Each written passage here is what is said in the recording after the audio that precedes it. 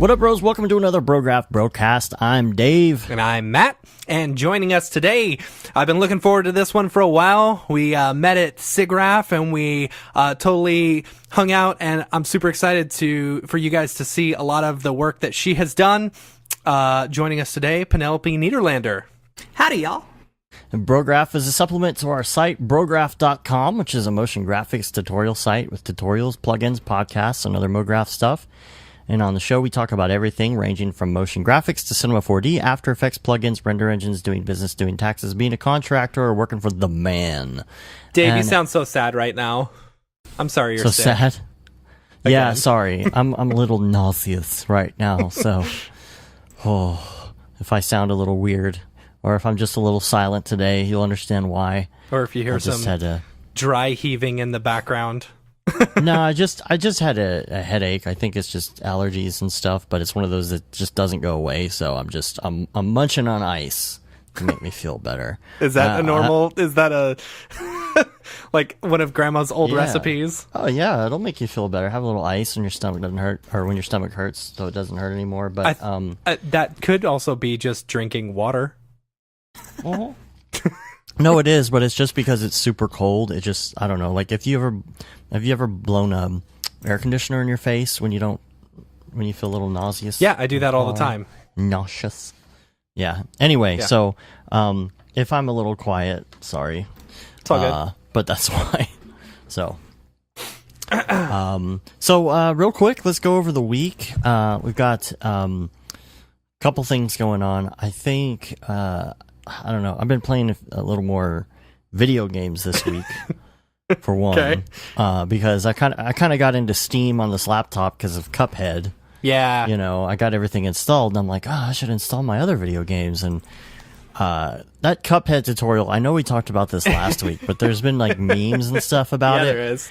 And it's really funny because I had the same problem that they did doing the tutorial, like. I didn't everybody at all. was making fun of. But you knew what the problem was. Well, you know what? I think, so I don't know. I'm not sure if they actually changed it or not, because maybe they did. From the initial thing that I saw, it didn't look the same on mine. I was able to understand the instructions a little bit easier. It's like if they just moved over the instructions to where they should have been. Right. And see, that's what I was going to say is I keep seeing this and I'm like, it doesn't mean I didn't eventually figure it out. Mm-hmm. It's just that I really did think something was wrong at first, and it's just if people don't understand something like that, it's because you don't have good instructions. It really means you don't have good instructions. Maybe. If you're going to design some sort of, manual for something, for example, you want to be pretty clear, about that. I don't know. If somebody, it's the hardest game in the world, so why wouldn't it have the hardest tutorial ever? Dude. Hardest game. So have you played this game yet? I don't even know what this is. I saw you post something about it, but I don't know what it is. So it's like an old school NES game almost, but the animation was all hand drawn. So it looks like an old 1920s style, like Betty Boop or Steamboat Willie or something. Oh, that's wild. Yeah, that's the whole reason I wanted to play it in the first place, is because it looked beautiful. Does it hold up? Does it actually look like that after you play it for a while? Oh, yes. Oh, it's incredible. Absolutely. It is. It's incredible. It's the prettiest game I've ever played. And what's cool is, here's what sucks, though. And I'll say what sucks. So, I'm playing it on my computer monitor, which is great, but then I've got the Steam Link, which is in my bedroom, and it's running over the internet, so they compress it, so you get old 1920s style look with digital artifacting and stuff, and it just looks awful.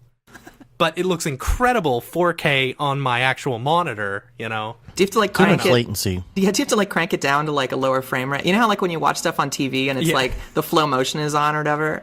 Yeah. Do you have to turn it down to 8 frames a second?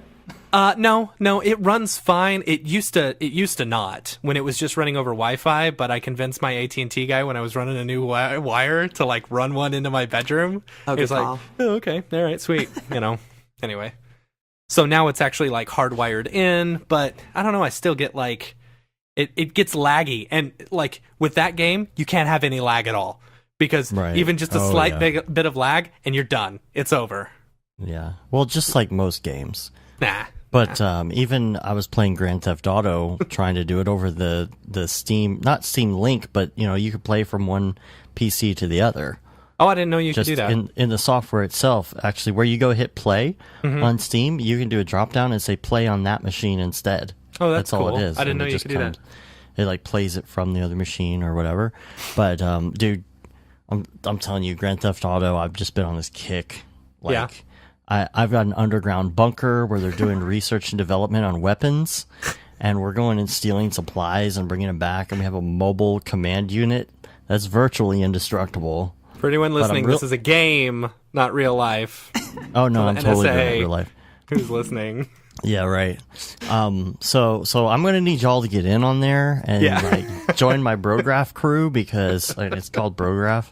Because like I need somebody to man the turrets and stuff in my mobile command center. I mean, if you don't have anybody on the back blowing up the other police cars when you're running around, and they kind that's of just come at common you sense. from the back, yeah, like you do.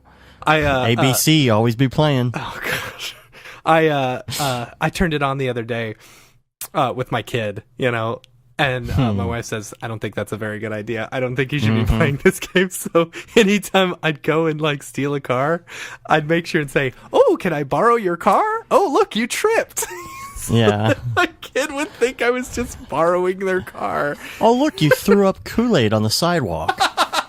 You should go home. Just Anyway, all right.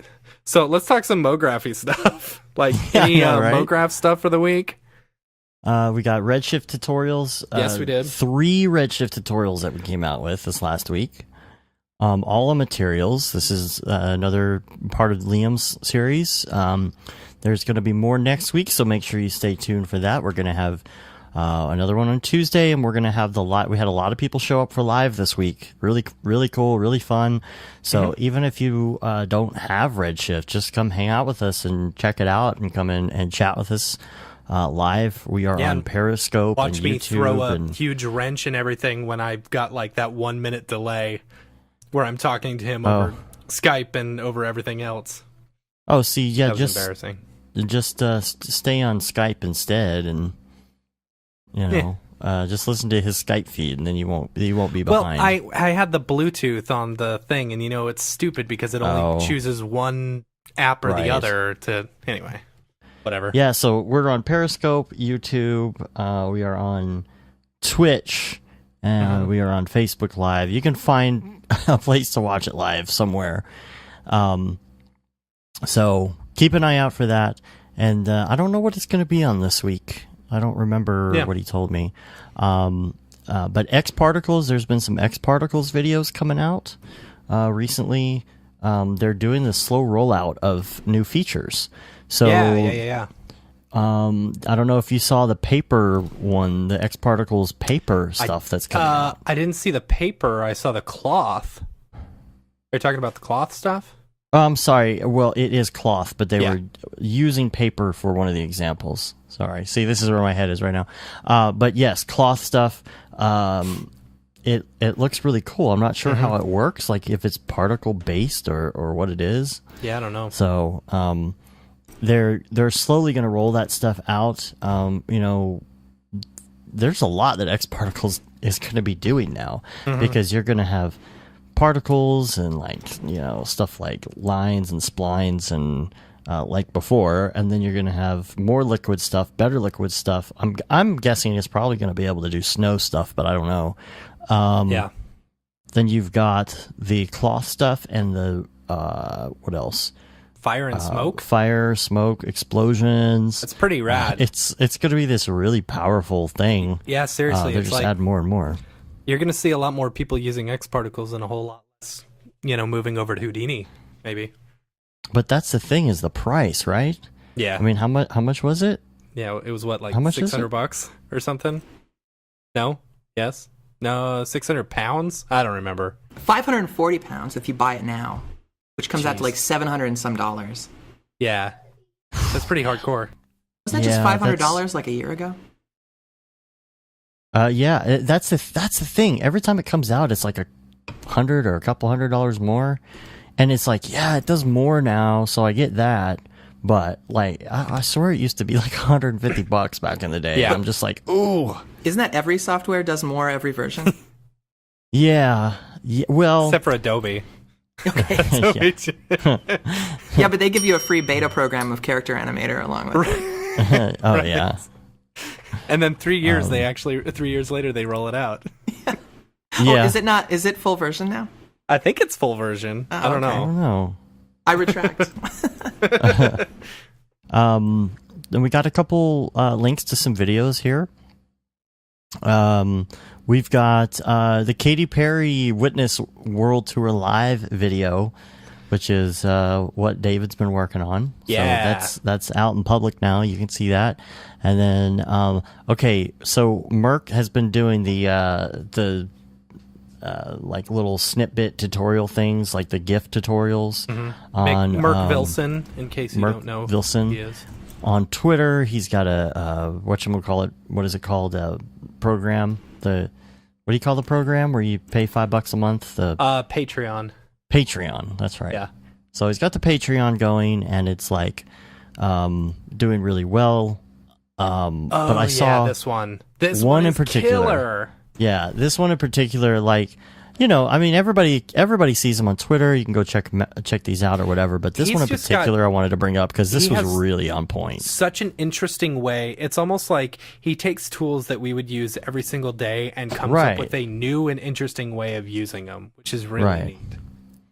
I mean, this whole like painting objects thing. So it's basically you're using You're using an object. you're throwing a whole bunch of stuff Brograph. into an object cloner, and then Right. you're using the polygon pen in order to paint stuff, you know. Onto And so you're an basically object. painting the objects into the scene, which is really cool. But you're using polygon snapping to paint it Mm-hmm. onto those things. So anyway, I thought that was good. That's all I got for the week. I mean, as far as like stuff this week, we're pretty low on stuff. Yeah, we haven't had a 'cause- lot of work lately. No, not It's much. just Not much going Nice on. and terrible at the same time. Right. Penny, you've been working like crazy, right? Yeah, I got real busy. Lucky you. Good. No, it's good. When I like around June, I was like desperate, and then I was like taking everything I could, and then now I'm like, I gotta finish this explainer video that I'm doing at no nights and no weekends. It's old like explainer that's how it videos. goes. That's how it goes. It's always like nothing, and you freak out, and then you become overwhelmed again. Yeah. You know, and you start every like time. pushing out sales, and you're like, hey, can I do anything for you? Hey, you guys need any videos done? And then like all of them are like, yes. Yeah. And then you're like, oh crap. And then So. you get about 8 to 10 little mini projects, and all of a sudden someone comes along with a giant project. Yeah. that- Then it's like doing 11 billion projects at once because of that. So Right, 11 billion. 11 billion. Totally That's real a real number, right? A real number. That's good ice. Okay. All right. So let's talk about you. Yeah, Penny, for a little bit. Penny, let's get to know you. Oh, let's get to know me. I love it. Yeah. So, okay, so for those who don't know you, you and I met at SIGGRAPH. Brian Beam introduced us, because you guys worked together before? No, Or but I'm you working just- for you Rooster guys are Teeth just right both- now. You Oh, what? okay. I cool. just started working for Rooster Teeth on a freelance project. Oh, cool. Very Nice. cool. Yeah. Yeah. He doesn't So, even know, I don't think. It's a different department. I haven't even told him. That's really funny. But okay, so yeah, he introduced us, and you showed me off some of your stuff, and I was like really impressed. Like this. So you had done the opening title sequence for The Tick, the new show on Amazon, and then you just recently finished the title sequence for Tales from the Tour Bus, the new Mike Judge thing, right? That's right, yeah. Awesome. Okay, so all right, that's what she did. Now let's get into how you got into the business. Let's learn about you, because there's a couple things that I kind of want to, that us chatting earlier, I want to get into, because I It's think cool. it'll be It's like the interesting. part in the movie where you start the movie on the action, and then I it was know, like right? 15 years earlier or whatever, yeah. It's like Fight Club. Yeah. Yeah. Yeah, exactly. It's just How like did we Fight get Club. here? Turns out it was Brad Pitt the whole time. Okay, so now you're in Austin. Have you always been in Austin? I've not always been in Austin. I am from Michigan. I went to college in Rochester, New York, and then Savannah, Georgia. I went to SCAD. Okay. SCAD is the one. Savannah School of Art and Design, or Savannah College of Art and Design. Okay, yeah. Yeah. Okay. Where in Michigan, though? What? Where in Michigan? Oh, suburbs of Detroit. Oh, that's Kinda where I was like- born. No way. Oh, yeah, I'm like 15 mile. Yeah. Sterling Heights. I kind of know where that is. I think that was... Yeah. Rochester. Oh, Rochester. I just actually Yeah. met a guy from Rochester today. Yeah. So now you There you met go. two today. Hey, check it out. So now you met too. Awesome. Okay. Tell me about tell me about the Savannah College of Art and Design, or art and.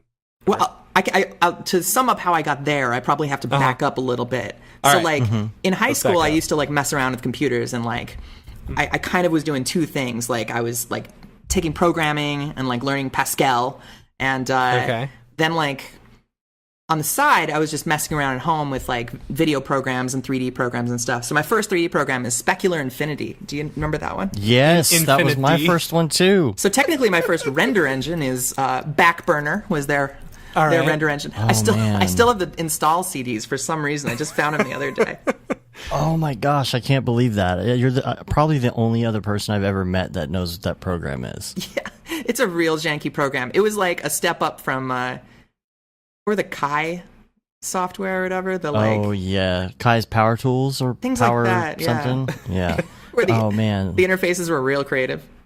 I got my my demo reel from 1997 with all my Specular Infinity stuff on it. I'll have to bring that up and send it to you. You might be into it. I had this idea. See, I think y'all met my friend Josh, who I work with a lot. So I'm derailing the history thing, but No, you're fine. yeah, and I had this idea the other day of like finding my oldest projects from like high school and like early college and redoing them. Yeah. And like yeah. doing like, because like kind of like it'd be the equivalent of like kids who draw and then like their Yeah. parents like render them Right. really nice. Yeah. Or, you've seen people who are like, oh, this is a face that I drew when I was 14. Oh, here I am again at 18. Look how much progress there's been. Yeah. Yeah. No, that'd be totally cool. Yeah. I think if I had to draw, I would actually go backwards because I think I was better drawing when I was a kid. That's funny. Yeah, so like that's how I got started. Like I had Premiere. This is actually funny. My brother's friend worked for Adobe, and I could almost get a copy of After Effects 3.2 maybe Wow. for $80 through his like Adobe discount. And I tried to, and my brother was like, "No, actually, he's only got like one of those. I think I'm gonna take it." And he took it. He didn't do anything with it, but like I could have gotten After Effects in like '94 or something like that. Maybe skip college or whatever. But Right. so that's how I got into it. And then like through some kind of fluke, I like I got an internship during high school at a Silicon Graphics reseller, and so like Cool. I would go in. And where was and- that at? Was that there as well? Oh, dude, that might have been in Rochester, actually. That might have been Okay. Rochester, Michigan, and or somewhere nearby. And so they were teaching me how to use like Power Animator. Like this is before Maya came out, right? And so it was like Studio was their like professional like design cars, and then Power Animator was their like movie VFX package. Except it was like a $20,000 software package, like base. Nice. Yeah, but it was really dope to get into that, and then like I got to use a copy of like the Maya beta back then, and then I went to college in Rochester, New York, and I had a really like cool teacher who was like on the forefront of like cloth animation when it was first starting and stuff like that. Yeah. And so like I was using like that class was in the Maya beta, 'cause that was it. Rochester Institute of Technology was like a beta program for Maya. Okay. And we had all these old Silicon Graphic indie workstations, which like seemed so fast back then, and they were probably like How long were the render calculators. times there? Okay, Oh jeez. my final project was this. I don't remember if it was 10 or 30 seconds, but it was really short of like this like submarine I modeled, like going underwater, and there was like a underwater ship and some fish, and I rendered this on an O2, a Silicon Graphics O2, and I specifically remember it taking 384 hours to render. Oh my gosh. Oh my gosh, that's like a whole semester. Oh, I think it was Did like you ever? 8 days or something like that. Did you ever use Autodesk Animator in DOS? No. It is a 2D animation program. Came in a big old box with a lot of floppy disks. Oh my god, I bet. This is 90. How many hours was that again? Did you say 384? Oh, you're trying to figure out how many days it was? Yeah, that's 16 days. Wow. It had to have been 184 then. I must have made that 3. Okay. It was something. Maybe it was 184. Okay, so let's see. 30 seconds, you said. Divided by what? 30 frames. It was probably 30 frames. I don't know how much. It's 0.2. I probably messed up my math anywhere. It doesn't matter. Time. Whatever. Yeah, it doesn't. Long time. Yeah, but I kind of got into it. Like that actually was skipping a step because I went to school for computer engineering. Like that's why I went to RIT. And like I was like, oh, I'm good at programming. And like my guidance counselor was like, either you're gonna go to like a small like liberal arts school, or you should go to engineering school. And I went there and I failed out of calculus and programming in my first quarter. Boom! Right here. Yeah. Calculus. It was mostly chemistry and physics. You know. That I was like, all right, well, I guess I'll go be a video guy again. Yeah. So I transferred into graphic design because that was the closest thing that they had, and so I did that. I didn't touch a computer. I think I like used Illustrator like maybe my last couple quarters, but otherwise it was just like inking fonts. Oh wow! For 2 years. Like it's never. So do you have a love for typography? No. No, I don't. I actually really I think part of why I don't like designing a whole lot is because I don't like picking out fonts. It's like picking out your real song. Right. Oh, yeah. You know? Like there's 20,000 fonts out there.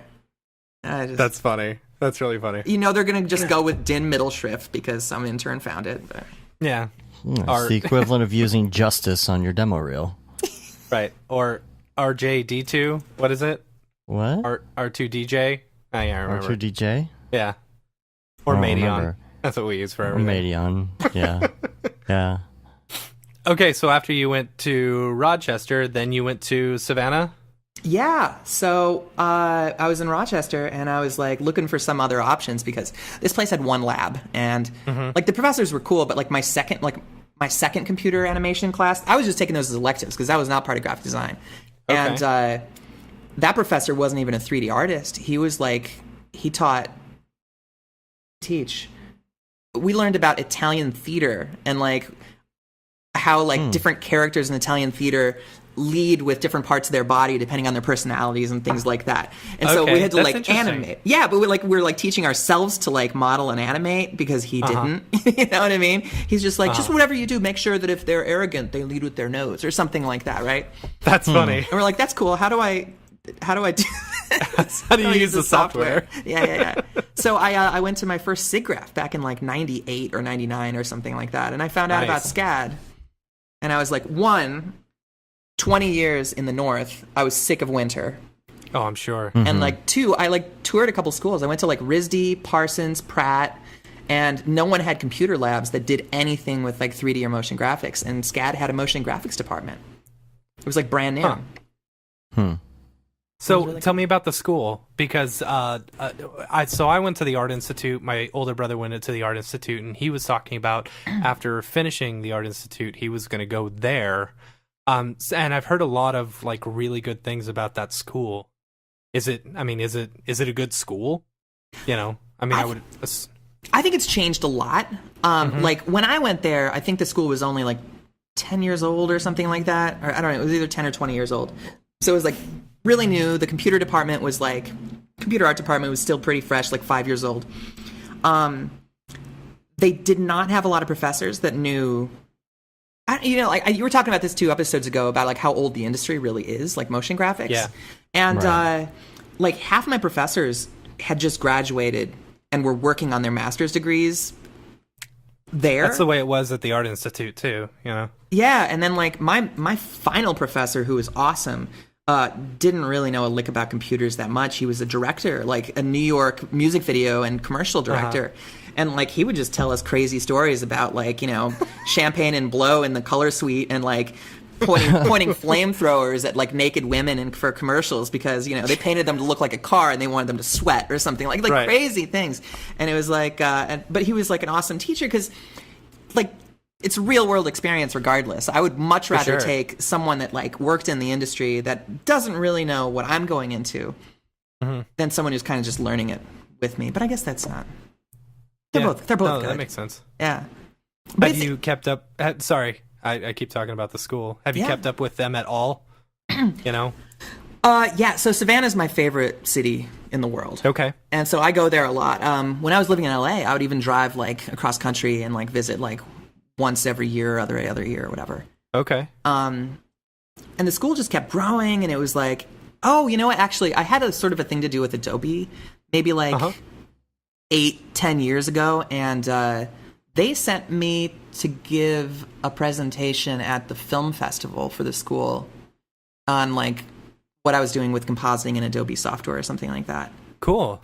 Yeah, they're a dope school. Like I can't speak for what the education is like now. It seems like it's gotten really amazing because the stuff I'm seeing come out of there is like pretty stellar and competitive. But like when I was there, we were a little bit left on our own. But that was great for me. Yeah. You know what I mean? Like, yeah, totally. Like people talk like, don't go to art school or whatever. And like, maybe that's true for some people. For me, I needed like a structure, but like a loose structure so that I could like, totally. Like you give me an assignment and then I can go and like con my film school friends to like rent, to take a camera out of the cage and crew up. You just did anything for projects. It was great. Yeah. Okay. So after you graduated there, you just immediately packed up and moved to LA? Packed up and moved out, yeah. I think I went like a little bit earlier in the summer to like scope out for jobs. Yeah, that's right. I went to, what is that show called? It's like ProMax. I have no idea. BDA. Okay. BDA, Broadcast Design Association. I don't think I know that one. Oh, snap. Okay, so it used to be really big. I mean, the industry's changed so much, but like, so 15 years ago, I went to that thing, and it was like, it used to be motion shops, and like, they would have booths there or whatever, and like, you'd go and like, talk to them, schmooze, give your reel, which was on a VHS, and like, yeah. I think I went out with a suitcase of like 40 VHS copies of my reel. I don't even have a business card now. It's such a different world. But so like I made enough connections that I was like, all right, I feel comfortable going out and then like hitting them up now that I'm living there. And none of them panned out. And it was great. But geez, so and this is something that, I was talking to you about earlier. It's like people, and I don't know if this is still a thing because it's, so many people can freelance wherever, they can live wherever. But like, the big thing when we graduated college was, I'm moving to LA. There's so many people saying, I'm graduating high school, I'm going straight to LA. I'm going to be an actor. I'm going to be, in the film. I'm going to be a director. I'm going to be a writer director. And I had I had quite a few friends who actually straight up finished college, went straight out to LA. And so like, did you what? And part of me is like, why didn't I just go straight to LA? Can I just tell you a really funny story about that real quick? Yes, you can. Can I just? Okay. I don't even remember exactly who this was, but it was like my mom's friend that she worked with. The day after high school graduation, he completely disappeared. It was high school or college. I don't remember which one. Completely disappeared off the face of the map. Didn't tell anybody he was gone. He moved to LA because he thought that he was going to become a famous director. Literally disappeared because of that. Anyway, sorry, I went off on a... Yeah, I mean, that was the thing back, and I don't know if it still is a thing. Like, is LA, I mean, do people just up and move to LA? Anyway, so you moved...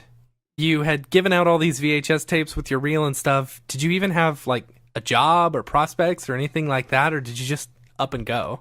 No, I didn't have any prospects. So like one of my housemates in Savannah, which is like now one of my oldest friends, Salem Jones, great designer, lives in Atlanta. He moved out earlier and transferred to Art Center. And so like I was keeping up with him for like a year, and then like another friend of mine that I graduated with, who was in the film department, moved out kind of at the same time as me, maybe a little bit earlier. So I felt like I had a little bit of like, you had a base. and I had an old high school friend there as well. So like I knew people, and I don't know, like all my friends that I then made out there were all like still in art center, and so like this whole crew of like motion graphics people that maybe graduated like 2 years after me, but I felt like I got to like sort of know people through that. But really what I did was I was living in this shitty apartment, you know, like sort of on the west side of town, sort of no man's land. It was like a place where they give you a map of LA when you move there because everyone moves there. And like, you know, there was like a book, you know, like the Thomas Guide. And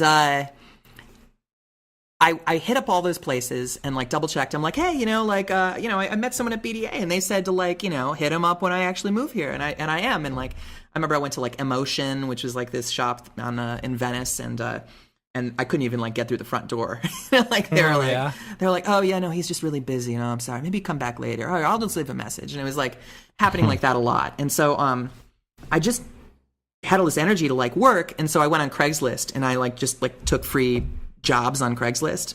Free jobs? Well, I think it was like one free job that I did. I did like a title sequence for this really, really, really low budget short film.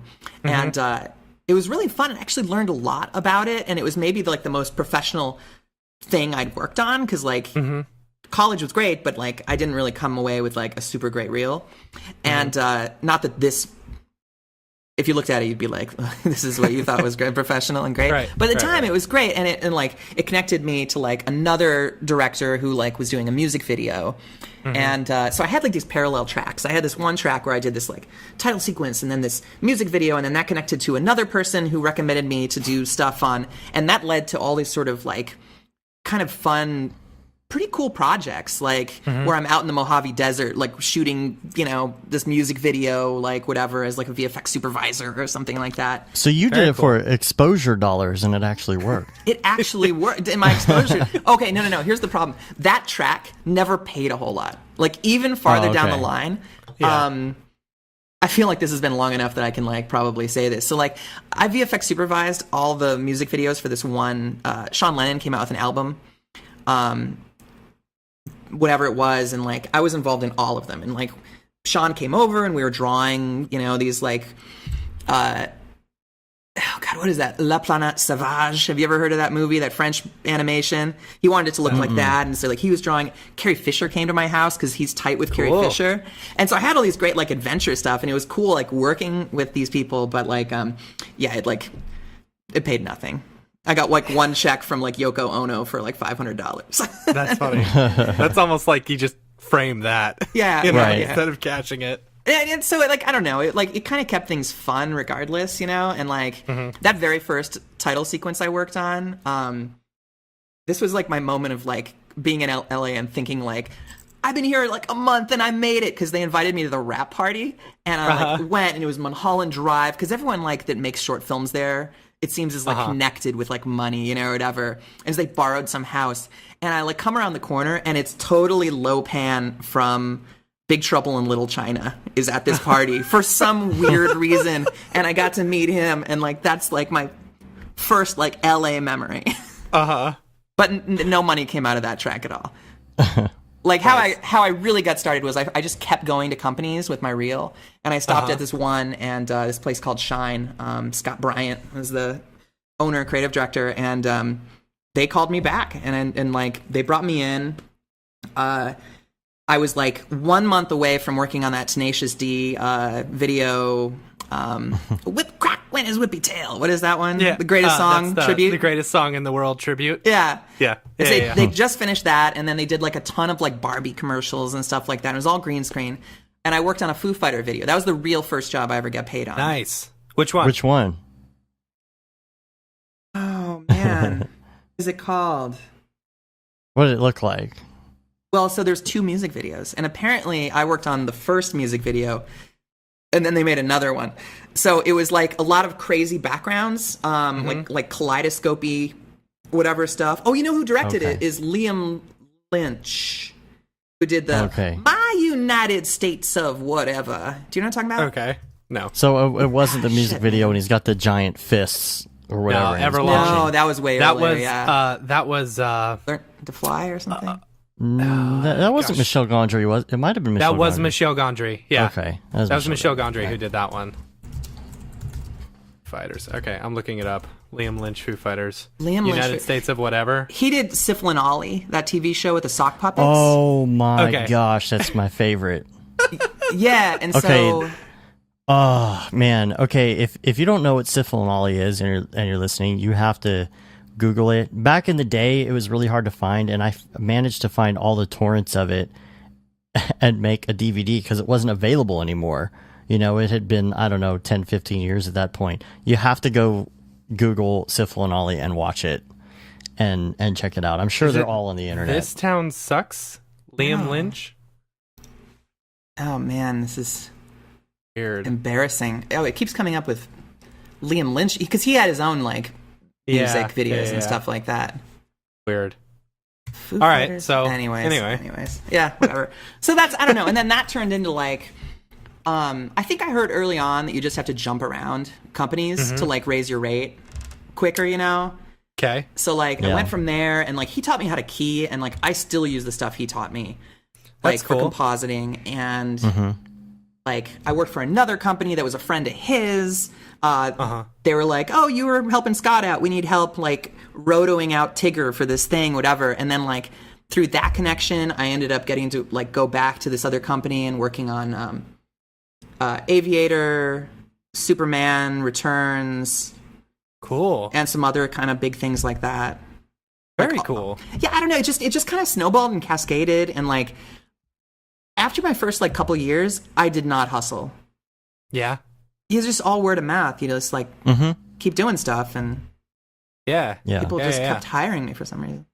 Very cool. And So, do you still find you have to, like we were talking about the ups and downs earlier, do you get to those downs and you got to go back to the hustle sometimes, or has it been pretty consistent? You know, I mean, so my 10 years in LA, I was kind of all over the map because I decided I wanted to start my own company too, so I was trying to like bring in my own jobs, and like I was doing that on the side, or like, you know, like freelancing at places. Like I started hopping around to like kind of more well-known companies, but lost my train of thought. How did that happen? Wait, where were we But just the talking hustle about? though, Oh, did the you hustle. have to yeah. No, you know what? I like the hustling. No, I didn't ever really have to hustle. Like once I sort of got established, like I would occasionally like reach out, but like Yeah. I felt like producers. It wasn't just like me moving around and like people knowing me. It was like my freelance friends moving around, and then they'd be like, "Oh, I want to work with my friend," and then like a producer Right. being like, "Oh, I'm used to working with this person," so like. I would get calls from these shops that I never worked at because the producer used to work at another shop or whatever. Yeah. so you were so basically you were just freelancing the whole time Yeah. from beginning. Like there was never a point in which you were actually just a full-time employee working at a studio. No, I've never been a full-time employee until Dude, I moved to good. Austin. Man. Anywhere. You're like a total freelancing success story right there. Yeah. You know, it was a really lucky. When I moved to LA, it was 2002, and it sucked. It was still like the 2000, 9/11 was hanging over the heads of the industry, and like it was like a depression. It was a rough time, and then like things picked up. And I feel like if you get into a certain, you guys were talking about like job stability and how long you can kind of like whether the industry is going up or down. Yeah. And I think that there are like tiers that you get to where you almost get a little bit of job security through being in that tier. And I don't even mean like the highest end tier. I don't think you have to be working Right. on like as long as you're like reliable and have like Yeah. a decent rate. Yeah, absolutely. And you know, that's something that Joey Korenman from School of Motion has talked about in his book, you know, is basically making yourself, you know, indispensable to the freelancing person that you're working for. and you'll actually The hear this. We talk linchpin. about it. We actually did the interview this past week, so for next week's episode when we've got Joey on, you guys will like that. He goes a lot of in depth into the book just because I force him to. But okay, so you moved to Austin, and you've been in Austin for like 5 years, right? Yeah. So I got to say that I got a little burned out on freelancing. I can imagine. It was like, it kind of got to the point where I had like 3 sets of clients. I had the sort of that one thread of like, these are fun jobs. I meet really fun people. You occasionally meet famous people, but it didn't pay very well. Yeah. And I was kind of like at the end of like doing favor jobs, even if it was why did you keep doing those jobs, if you don't mind me asking? Like, was it just the fact that like it was kind of like, it has a little bit of, I don't know. I mean, hey, I did this job, no, because there was kind of always like oh man, like we're going to do this movie and we'll hire you for the VFX supervisor and we're going to fly to Japan and we're going to do this. And it's like, all right, well, that's cool. I'll give you some free work and hope that pans out. Yeah, I was really trying to chase down the VFX supervisor route as well. I thought that was really fun.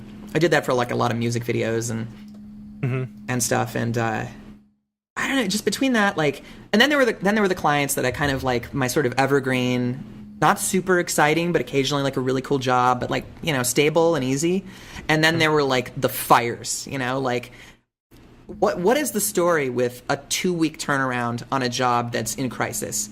Like, like how many jobs have you been like, okay, so we have 2 weeks to do it, but we're going to be burning both ends of the candle. Yeah. Mm-hmm. And it's like, you can't, then you're doing it wrong if you're only calling me to put out fires. Yeah. Pre-pro. A lot more money. That's where the big paychecks come from, putting out fires. I don't know. I never felt like I got to charge that much for it. Like, I don't know, because some of those jobs would also, like, you'd feel, like, really undervalued. Like, kind of towards the end of my time there, I ended up quitting one of my jobs in tears because of, like, just some crazy, arrogant creative director. Yeah. I can imagine there's a lot of them in LA. There's a few of them. I met one dude who was a friend of my brother's who worked at a company I'm not going to talk about, and I'm not going to say the name of, but the rumor is they had cots, for their employees. Oh, gosh. And he told me that he was like, I'm moving out of LA. I can't do it anymore. And this was like 2 years before I left. He's like, you know what? I pulled 30 all-nighters this year. And I'm just like, dude was like 45 and had a family. I can't, Yeah, you don't want to do that. Yeah, so I was like, screw it. I'm going to move to somewhere that makes me happy. Good. Like maybe 1 or 2 all-nighters a year. No, I mean, if you got to get the job done, that's cool. But if you're doing 30, you have a systemic problem, I think. Yeah, for sure. There need to be more employees. Yeah, for real. Okay, so you moved to Austin. So I moved to Austin. I just kind of reached the end of my rope. Okay, you know what? I had a little bit of a toxic relationship I was trying to get away from as well. Okay, yeah. It happens. We've had a few of those. Yeah, and it seemed like a good idea to move 1,000 miles away. So why Austin over, New York or back to Michigan or anything? Well, it had to be in the South. It had to be warm. When I was 20 is when I moved to Savannah, and so I'm 38 now, so I guess that was whatever. 18 years ago. Yeah, 20, whatever. Yeah, and I was like, I can't move north. I can't deal with winter. I don't like it. And I kind of wanted to move back towards like Savannah and Georgia and all that. And I was like, yeah, but I can't work there. Like, they were pro enough of a college that they wouldn't hire a professor that didn't have an MFA anymore, Yeah. There's been a few times where I've reached out to the Art Institute people. I'm like, hey, do you guys need someone to teach After Effects or Cinema 4D? No, you got to have a master's. Yeah. What, you mean my 3 associate's degrees don't equal 1 master's degree? They add up. They totally add up. Yeah, but no, so like it kind of left me with like, I guess, Atlanta and Austin seemed like it had a pretty kicking scene in terms of like tech. Yeah. Yeah, and then I moved here and I like immediately was like, oh my god, what did I do? I don't know this scene at all. I've never worked remote, except in LA for LA.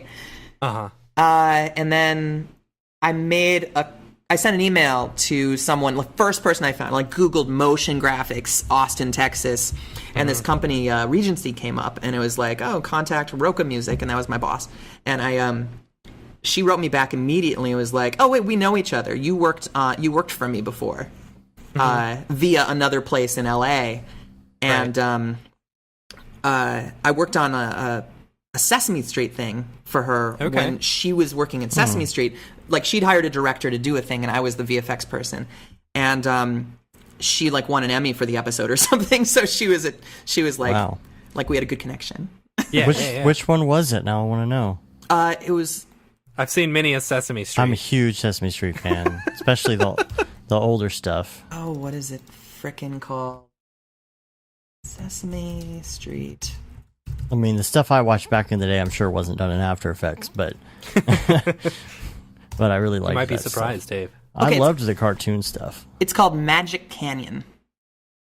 Magic Canyon. Sesame Street Magic Canyon. Okay. And it was a really fun project. There's silence on the 39th season. Okay. So it was like a little thing. We shot it on like that's cool. On that's the little very cool. Canon, like a little Canon Handycam because I don't think we had a permit to shoot at this like famous filming location. This is that's like where cool stuff was everything just like comped in and. Yeah. So what we did was I brought a reflective sphere out and my Canon camera and like created HDR images to light everything for every scene that we had, like graphics. And then my friend Brendan Wyeth, who is an Art Center grad and has been working for whatever the company is that does what's Rock Band? What's the other rock band? Oh, Guitar Hero? Guitar Hero. So he was like he draws all the Guitar Hero backgrounds and stuff like that. Okay, nice. And so he drew all these. Wow. Harmonix, the company? Yeah. Yeah, I got no idea. But he drew all these things and we just brought it all into cinema and made cinema stuff. That's awesome. Really cool looking. It looks like that stuff is solid. Looks totally like it was shot practically. Yeah, it came out real good, right? Yeah, it did. The HDR stuff really helped. Yeah. As far as like the lighting. That's great. And that's from 2008. How did you do HDRs back in the day? I say back in the day, like it was like Grandma, tell us again. It's gotten a lot easier lately. So, well, you said bring out like a spherical ball or something.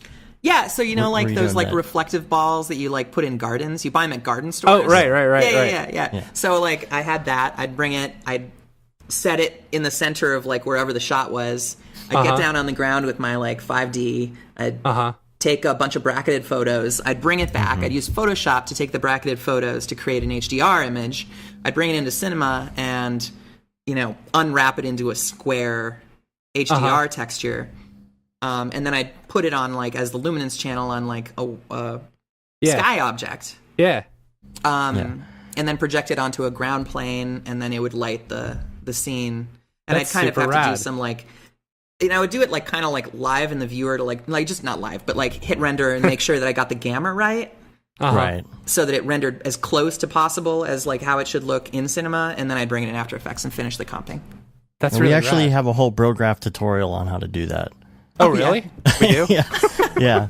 It's our one and only nuke tutorial. Actually, That's shows funny. how to use one of those garden balls and shoot it bracketed. Oh, that's funny. I guess I've never watched it. You didn't do that one? Shows how much nuke I've done. Way to go. Well, this was After Effects. This wasn't nuke. Yeah. That's cool. Okay, so you're working in Austin, doing your thing, still freelancing, right? No, so that's like I moved here in October of 2012, whatever, and like I probably contacted her in October or whatever, and she's like, "Come in, whatever," and we met, and she's like, "We have some jobs coming up, but if you just want to like grab a table, we just lost our graphics person, like he left."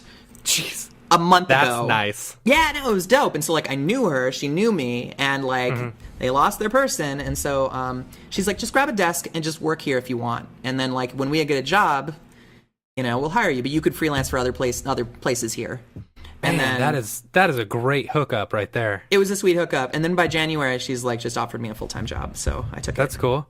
Yeah. So how long did you work for that company? Or are you still? No, 4.5 years. So that was Wow. I was done there this end of May. So what was the big difference between, like, were there certain trade-offs that you found from freelancing to working into a full-time job? Because if you're going like straight freelance, like straight out of college, you know, working in LA for 10 years and then going and getting a full-time job, I can imagine that's like a little bit of a, you know, if that's a word, you know. Yeah, no, it was, I mean, our hours were really good, so that was pretty dope. And like, yeah, I don't know, like, I'd worked at places kind of permalancy, you know, along the line where I'd been at a place for like half a year or something like that while I was in LA. So it kind of felt like that, except with health insurance. Okay. You know, it was like, I have dental. Like, man, I haven't been to a dentist in like 7 years. Right. It was really good. And like, I was doing a lot of traveling over that period of time. Cool. For my other hobbies. Any projects that we would know? From from that job? Like, did you have a bunch of good projects that you worked on? They were like fun projects, but there was a lot of like, you know, we did a lot of stuff direct to tech companies. Okay. So like, yeah, we had a cool Microsoft job. We did some stuff for Amazon. My first job I worked on was like a Fiat commercial. Cool. But like a lot of stuff was like, you know, explainer videos or like, you know, we were also a production company, so we would do stuff like for South by Southwest. Very cool. We'd go out and shoot, and like I even got to like shoot a few of the things for that. That was really cool. It's nice to wear a different hat for a little bit. But, right. Yeah. It was really a great chance to like decompress, I guess, from like my stressed out LA, 10 years in LA, I got to get out of here kind of thing. Yeah, I bet. It was a nice relaxed change. Yeah. And is the scene like just I mean, you know, we're Texans. We're laid back. You know. I'm assuming the scene was a whole lot more different than the LA scene. Yeah, you know, I mean, it's so funny how like I took that job and I kind of didn't look at anything else. Oh, so yeah. So like now being back in freelance, like my first like thing was, oh my God, I don't know any of the companies here. Yeah. I have no idea how to get local work in Austin. So has that been, so you left that company, what, 6 months ago?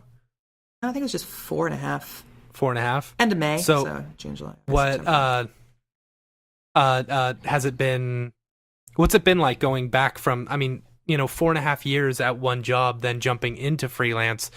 At what point did you know you were ready to jump? You know, were you getting clients on the side, and, you know, were you building it up, or were you just like, all right, I'm going back to the freelance life? You know? I mean, there's a more complicated story behind the leaving. Well, of course, I'm sure. And it's all cool. I'm like in that office right now. But right. Yeah. It was a little bit sudden and terrifying. Because, like, I mean, over the last 5 years, I've gotten like emails from companies in LA, and they'd be like, "Hey, do you have time to work on this?" And I'd be like, "I am full time. Back off, you know. Like, I don't want to work on your thing." And I'm like, "Oh my God, what am I doing? Can I call them up? Do you still have that job?" Did they have like a non-compete or like no freelance work like type gig, or were you just like, I'm cool, you know? No, I don't want to do it. I did a couple things on the side, and like if we didn't have anything going on, I could like, you know, work on another job, whatever. But I just like, I don't know. So I just getting back in freelance, I like was like, oh my God, I need a reel, I need a website. And I need to start reaching out to companies. I need to discover what kind of companies there are. Maybe I can work for, maybe there's other motion houses here. I don't even know. And that's like funny. I'm like learning new shops every day. Yeah. It's not a big industry here. And I think that Austin's kind of having like a dry spell this year. Yeah? Yeah. Like I've talked to so many places and they're like, yeah, it's kind of dead right now though. Okay. Is it because there's like an overabundance of people there now? You know, I wonder, like something we saturation? Maybe. There are like a lot of motion people here. Like, and I mean, video, technology, like everything. I mean, there's so many people moving there. I hear the traffic is just Well, over the traffic, last, I think, has always been awful. Yeah, I heard over the last 10 years, though, it's just become more nightmarish, just like has doubled or something insane. Just because they call it like the second Silicon Valley. So I'm just wondering if like the industry itself is actually getting dried up there, or if it's like there's just such a saturation of people moving there that nobody can get a lot of work anymore. You know what I kept kind of hearing working here with clients is that like a lot of clients were like in this weird ebb and flow of like putting together their own production company internal. Yeah. You know, and like, or maybe an agency was doing it. And it's like one of our evergreen clients, like I heard about them having like a big production company and then they like got rid of everything and then they used us for a bunch of stuff. And then they were retooling and getting a lot more people. And it was like, I mean, make up your minds. Is this saving you money? All these meetings you guys are having? Yeah. I don't know. You know, I think that another thing that we dealt with not being in LA or New York is that the ad agencies here wanted to go to LA or New York. Like, my one of my coworkers, this editor Joe, who's awesome, was like, he called it the golly gee wow, that like when you worked in like Austin as like an editor, you know, an edit house, and like the ad agencies here were just like, well, we don't want to go to one of these golly gee wow. Oh, golly gee wow is a fun project or something like that, you know. they want to go to Los Angeles to shoot and Yeah. Do you guys That's get that in Dallas?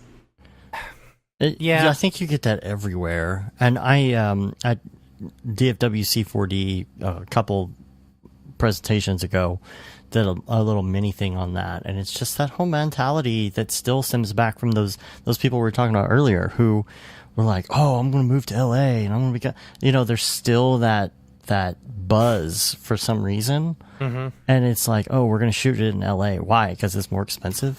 You know, it's like, I don't understand. The cameras are the same. Yeah, but they want to get some good sushi in like Santa Monica or something, probably. I guess that's what it is. Dude, you can get great sushi from the Kroger just down the street. Trust me, I had some the other day. You guys have Kroger? Yeah. Oh yeah. Oh yeah. Dude, one time I worked on a job. I was a VFX on-set supervisor for this commercial, and it was like a Spanish-speaking commercial out of Houston. I was living in LA, working for a company in LA that did graphics for a Spanish-speaking market, and they hired me to go and fly with the agency. We met up in Houston, flew down to Argentina.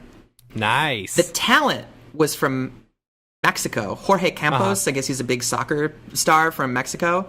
It was for Bimbo Bread, so like a Mexican company. Right, but they wanted, we went for 10. Oh, we know Bimbo. Yeah, you're right. You live in Texas. It's Bimbo. Bimbo. And the only reason I know is because my buddy Jeremy actually does all their graphics now. Oh, that's cool. 3D stuff. Wait, is it in Fort Worth? Is that where the company is? I think so, yeah. Yeah, that's where the ad agency was. Okay. But anyway, we all right, 2-day shoot. We went for 10 days to Buenos Aires. Oh my god. Like, wow. I mean, you know, it was a 2-day shoot out in the field. It was a green screen shoot. It wasn't location. What? It was this big studio building, giant green screen. What? Yeah. And like, I saw everything in Buenos Aires. It was great. We ate at the best restaurants. We went to the like every district, you know, we went leather shopping. That is ridiculous. It was amazing. The fact that it's a green screen shoot down there. I got paid $700 a day for all 10 days, and I spent 7 of them being a tourist. Wow. You could just be like, well, it's because the angle of the sun and the pull of the gravity. The time of the year. It's air density, you know, like those kinos look different down there. Oh man, that's hilarious. That is so funny. So I think that's maybe it. I think like, you know, the big agencies in town don't want to go local. Yeah. I don't know. I still so don't get that. Are you having problem? I mean, obviously you're doing well because you've been doing this for 4 months, but you know, how's the freelance world treating you in Austin? You know? Well, you know what? Honestly, I've only worked for. Wait a minute. Who have I really haven't done a whole lot of local stuff. The jobs I've gotten. Yeah, I mean, thank God, this company Shine that I used to work for a ton in Los Angeles, and you know, haven't for 5 years. But they were definitely one of my bread and butter clients, and I love them. They're awesome. Bob and Michael. It's a 2-person shop. They occasionally have a couple other people there, like, maybe a designer or something like that. And they came out of RGA. So they were like Richard Greenberg Associates, split off, Imaginary Forces, split off, made their own company. And I was just like, hey, what's up, Michael? I'm freelancing again. And oh, Penny, great. Oh, we have a job. And I was like, oh my God, thank God. And so that was the tick. Like, I was like at dinner at my like high school reunion. Like, I went to my 20th. Don't do that ever. It's terrible. Yeah. Like, stupid. I've said I'm not going to a reunion unless I'm like a millionaire, and then I can rub it in everyone's faces. Yeah. Show up in a helicopter. Yeah, I went unemployed. It was great. That's funny. Yeah, but so I got that call, and I would just like was like doing this through the restaurant, just dancing around, like, I got a job, working on the tick. Yeah. So was that for the tick? That was for the tick. Yeah, that was my first job since I went freelancing. That's really Nice. awesome. So you got that gig because you worked for them in the past, and like, I mean, that kind of goes back to something, a theme that we have always been pushing, on the show, is never burning bridges, especially within the freelance world. Never burning these bridges, because those people are going to be people you're going to be using in the future. Kind of. Totally. So Yeah, you never know. Yeah, I'm not 100% against burning some bridges. I think that there are like there are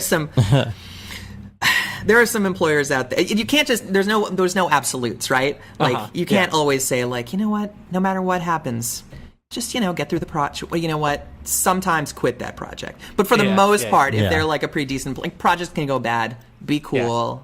Yeah. It'll help down the road. Yeah, So- if you're going to fire a client, that's fine. Yeah. Yeah. Tell me the process of working. So, like, this is a big project. The Tick was, and I'm sure you worked on plenty of big projects in the past, but this is kind of like, I don't know if you've had you done work for some of these online streaming services or anything like that? Like, was it any different than any other project, specifically because you were working for, or Amazon was going through them? Shine, was it? Yeah, it's Shine, yeah. Was going through Shine and then going through you. Like, did you have to deal with anything weird or anything different? Especially with this being the first job coming into freelance, was there any like, oh, things are done a little bit differly? I don't know. You know what? I That's had like such 700 a history. questions all at once. First, what I'm wearing. It's no, I have that client is one of my absolute favorite clients to work for, and sometimes you get a client and they're just like mostly effortless, and so I had also worked remotely in LA for them on occasion. Like when they first started, they had a really small office, and so it just kind of made more sense for me to work at home with all my computers than drag one in, and put it at a desk. And that one I just picked up. Like, first of all, it was a little bit of an emergency project. They needed it done super fast. I think I animated the entire thing in 6 days. Wow. Yeah, it was like, but all right, well, I should say that this wasn't like from boards to animation. Okay. Like, there were boards, and there was an animatic where there was some like timings figured out and some characters animated, but it wasn't, everything needed to be reanimated. And so I was like, oh man, like, how am I going to do this? It's this, character running and jumping and like, characters, and clearly we have to do this in After Effects, the timetable and like what we're doing. It doesn't make sense to do it, bring it into cinema and like texture everything, whatever. So, I found did a Google search, found Duick, and Duick saved my butt. Oh my God. Thank God for that program. Yeah. And thank God for the English translated tutorials for that program, because the French ones I found were not helpful. Right. So like, I mean, it was just like run and gun. Like, I got a bunch of elements, like broke up Photoshop files and, or like, just like recreated them as shape layers in After Effects, and just like anything to get it out as fast as possible and like iterate. Cause the cut wasn't locked. So like everything kind of had to stay fluid, and we had to like flip things around and move things around and redo all the elements. And but it was a super fun project. And it came out looking really good. Thank you.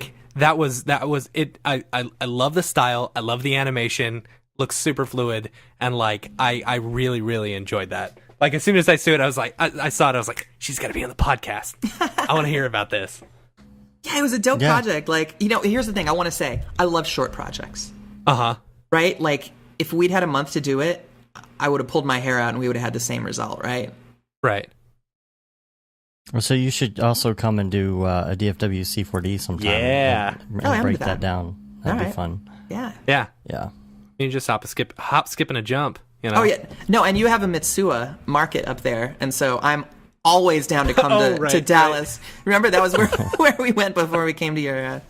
That's funny. That's real funny. And hopefully there'll be no gas crisis this time, so we can seriously. we had like a little bit better turnout.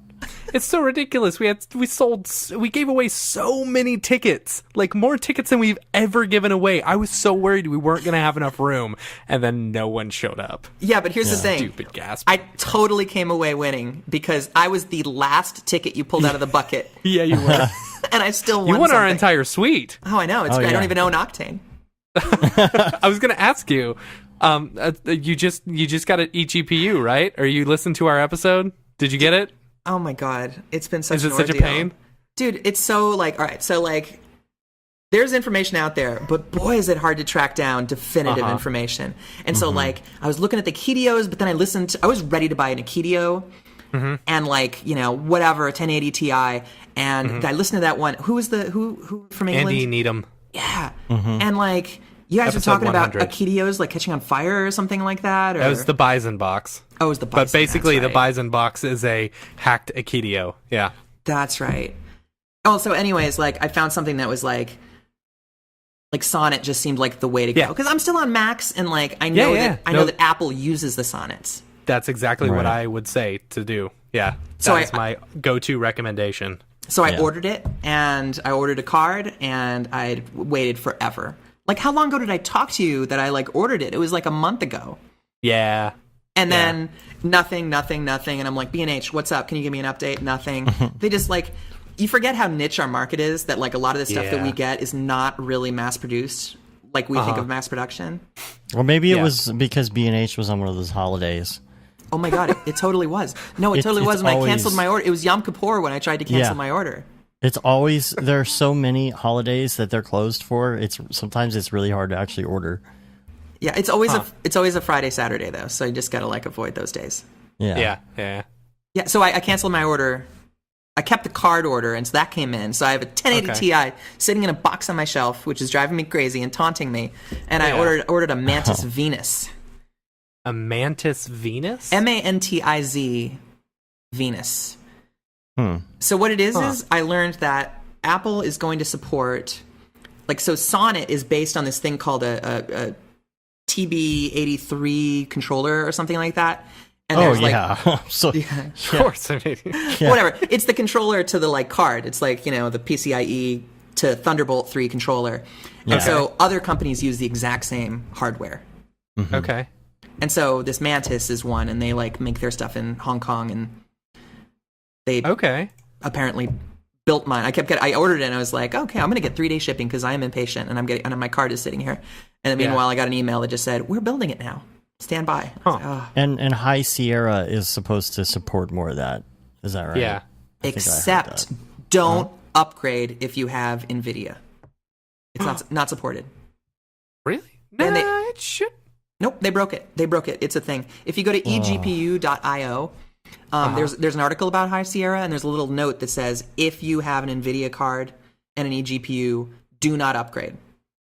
That's interesting, because I thought that was like a big thing. NVIDIA was like, we're supporting Mac now and blah, blah, blah. Yeah, so like Apple's like super into the idea of like eGPUs now, like we're trying to support the industry, and like they realize that VR, they have so much hardware out there that is even brand new that doesn't support VR because they don't have fast enough graphic chips. And so they're on the roadmap to support it, but they broke the ability for that script to work, to make NVIDIA stuff work while they're waiting to make it work. Snap. Yeah, because, it's like that third-party script you run to make, your Akidia work or whatever. Yep. That doesn't work on High Sierra right now. Only a certain amount of AMD cards is supported. Like they'll fix it, but just maybe. Another reason that I just wait a really long time before I upgrade anything. Yeah, I had downloaded it. I was like, great, I'm gonna get this. It'll be easier. Nope. For NVIDIA eGPU users, do not upgrade to High Sierra yet. Isn't it in red? They're waiting. Yeah, we're waiting on NVIDIA to release its web drivers on Apple to enable eGPU support for NVIDIA graphics cards. Wow. Oh. Yeah, and NVIDIA came out with a new driver, but it did not fix it. That sucks. NVIDIA did. Wow. Because, see, that actually happens a lot, which is, you do like even a minor update on your OS on Mac, and you have to be careful because if they don't have like NVIDIA is so specific, it's like if you have this, 10.10.1.3.4.6.5 something, you have to have this very, very specific NVIDIA driver, and if you update and you really don't check it out and make sure that you have the exact right driver, then it's like there's nothing you can do except wait, unless you want to try and downgrade your system, and that's a huge ordeal. Yeah. So are you you upgraded to High Sierra? I did not. I downloaded it and I was like, I'm going to upgrade as soon as this project is done. Thank God I was working on like a project where I could not risk losing my system. Yeah, seriously. And then I was like, I'm going to delete that upgrade So then file. As soon as you get this, you'll be on Octane. Yeah. No, yeah, for real. Yeah. Pretty sweet. That's the goal. All right, so let's talk about the other one that you just finished up. It's for Mike Judge. Mike Judge's new show called Tales from the Tour Bus on Cinemax.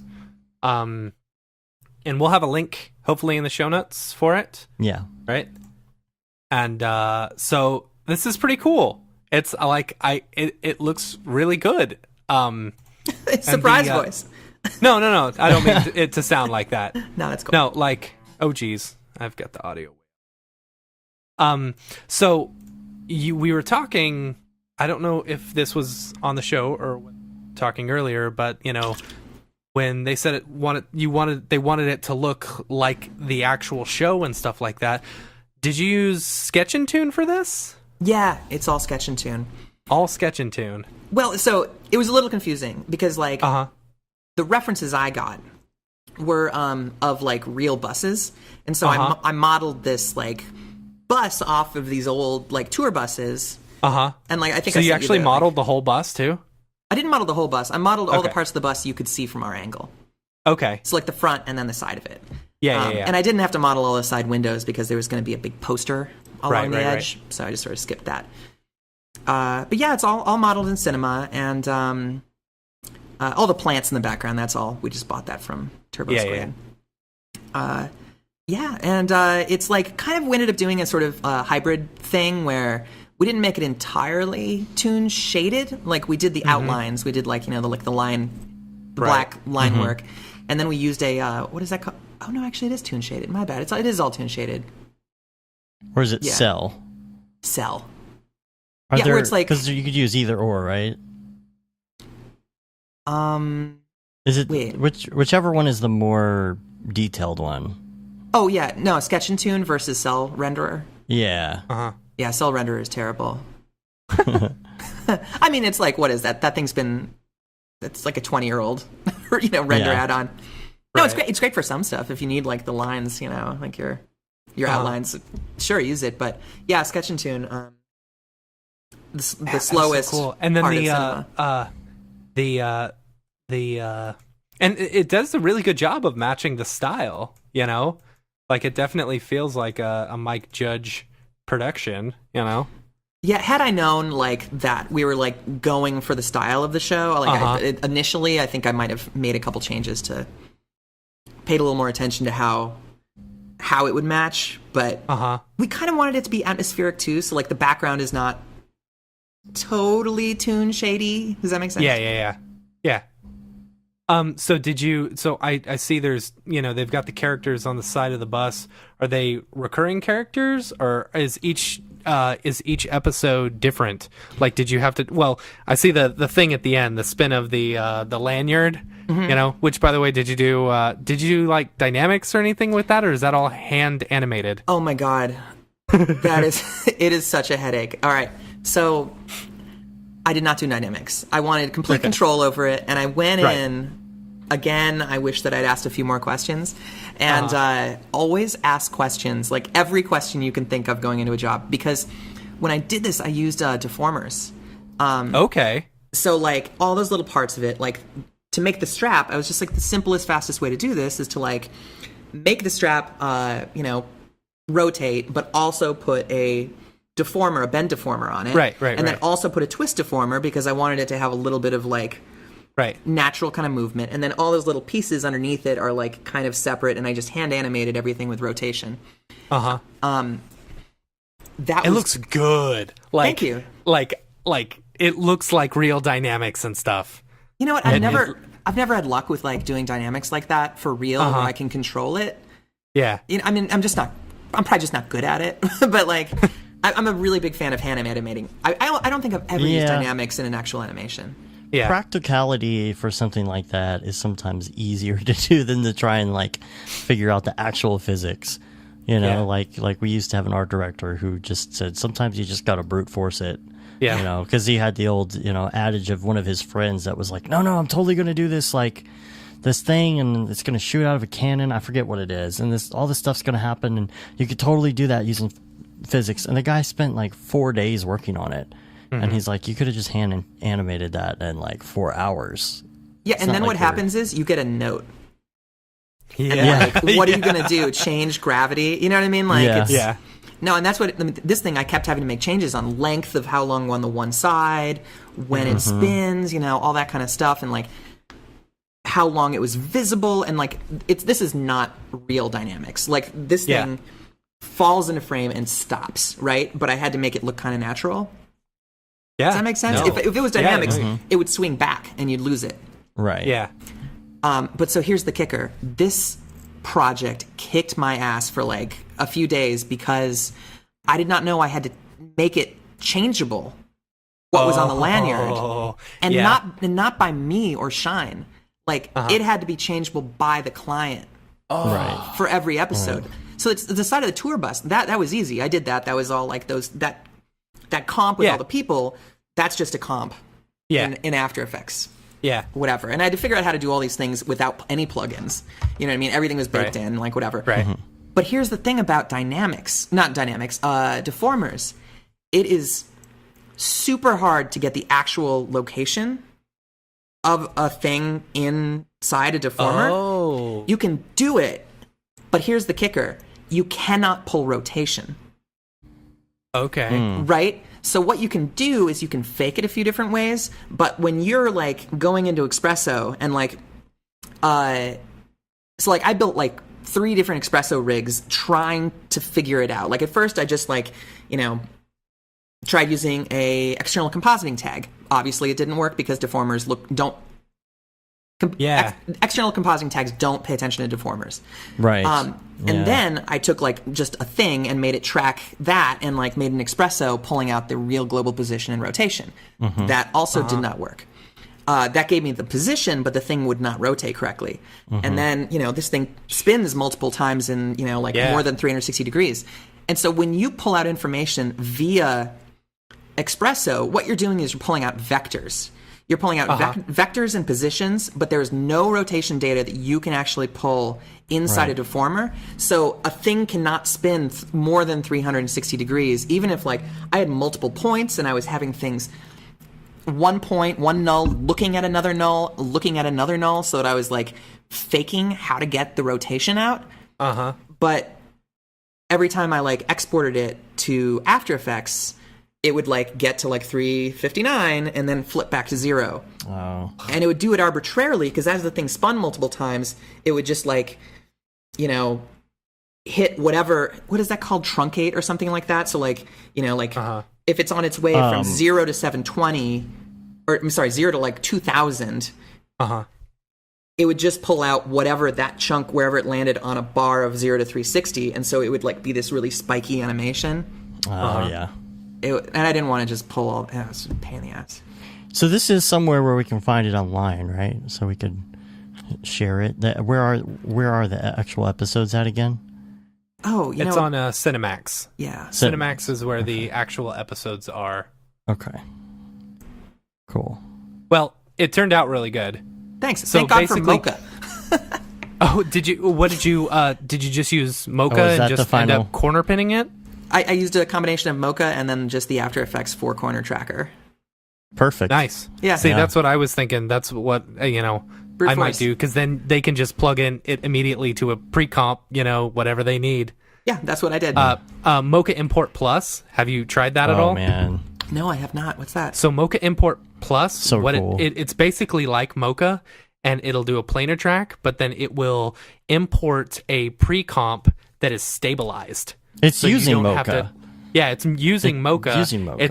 It's incredible. So like we would do these scenes where, we were having to track, like change an actual like sign or something. Yeah. And tracking it into the scene. Like you do Mocha Import Plus, and then it would automatically create a stabilized pre-comp to where if you're needing to like clone stamp out some stuff or put something in there, you just put it in and it's done. Oh, and it'll that's automatically track everything. So you just see you see everything else in the scene moving around all wacky, but the thing that you tracked is like perfect right in the middle. So yeah, you could take little pieces, especially good if you want to take like a little piece of the sign.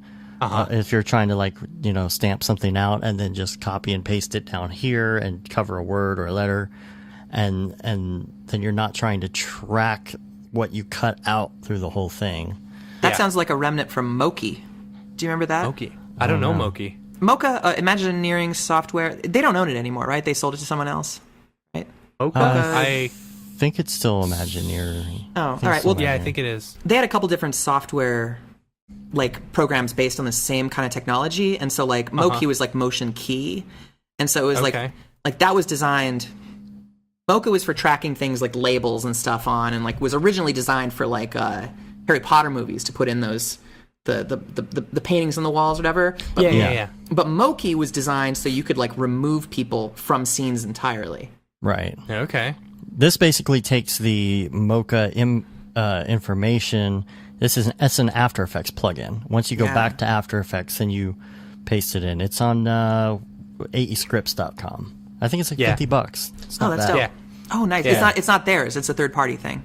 Yeah, it's a third party thing. It just takes that cool. information. So once you do the track, you just copy that info, and once you get back into After Effects, it does all the work.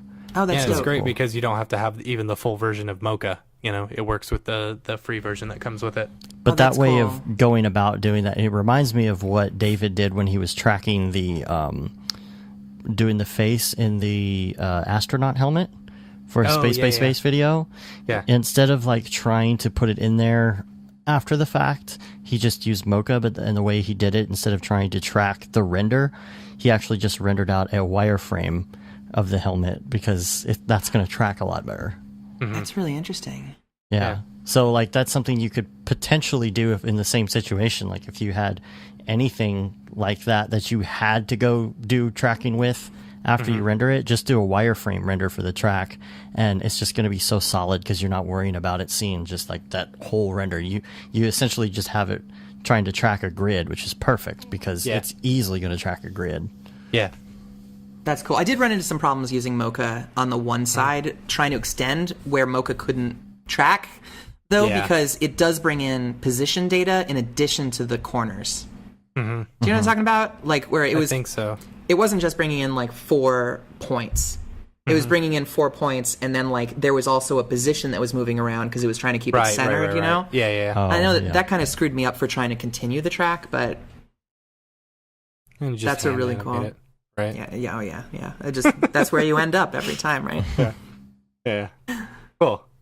Very cool. Yeah, it was a cool Well, project. it looks awesome. Fun. It looks Thank really you. good. And, that's cool to have Mike Judge stuff on your, demo reel. So, have you put together a new demo reel since going freelance? No, I put together a new reel right before I went freelance. Good. Yeah, That's cool. And of course I hate that. I hate it so much. I know It's the worst. It's years before I make a new one. Uh-huh. That's funny. Something I was going to ask you, and I don't remember. I don't know. Roller derby? Roller derby. You're also a roller derby aficionado, right? Well, I am retired. I don't skate anymore. Retired. But yeah. How long did you do roller derby for? I did it for 7 years. 7 years? Yeah, that was another part of my whole like work situation is that I was burned out on work and I just wanted to do something else and get good at something else.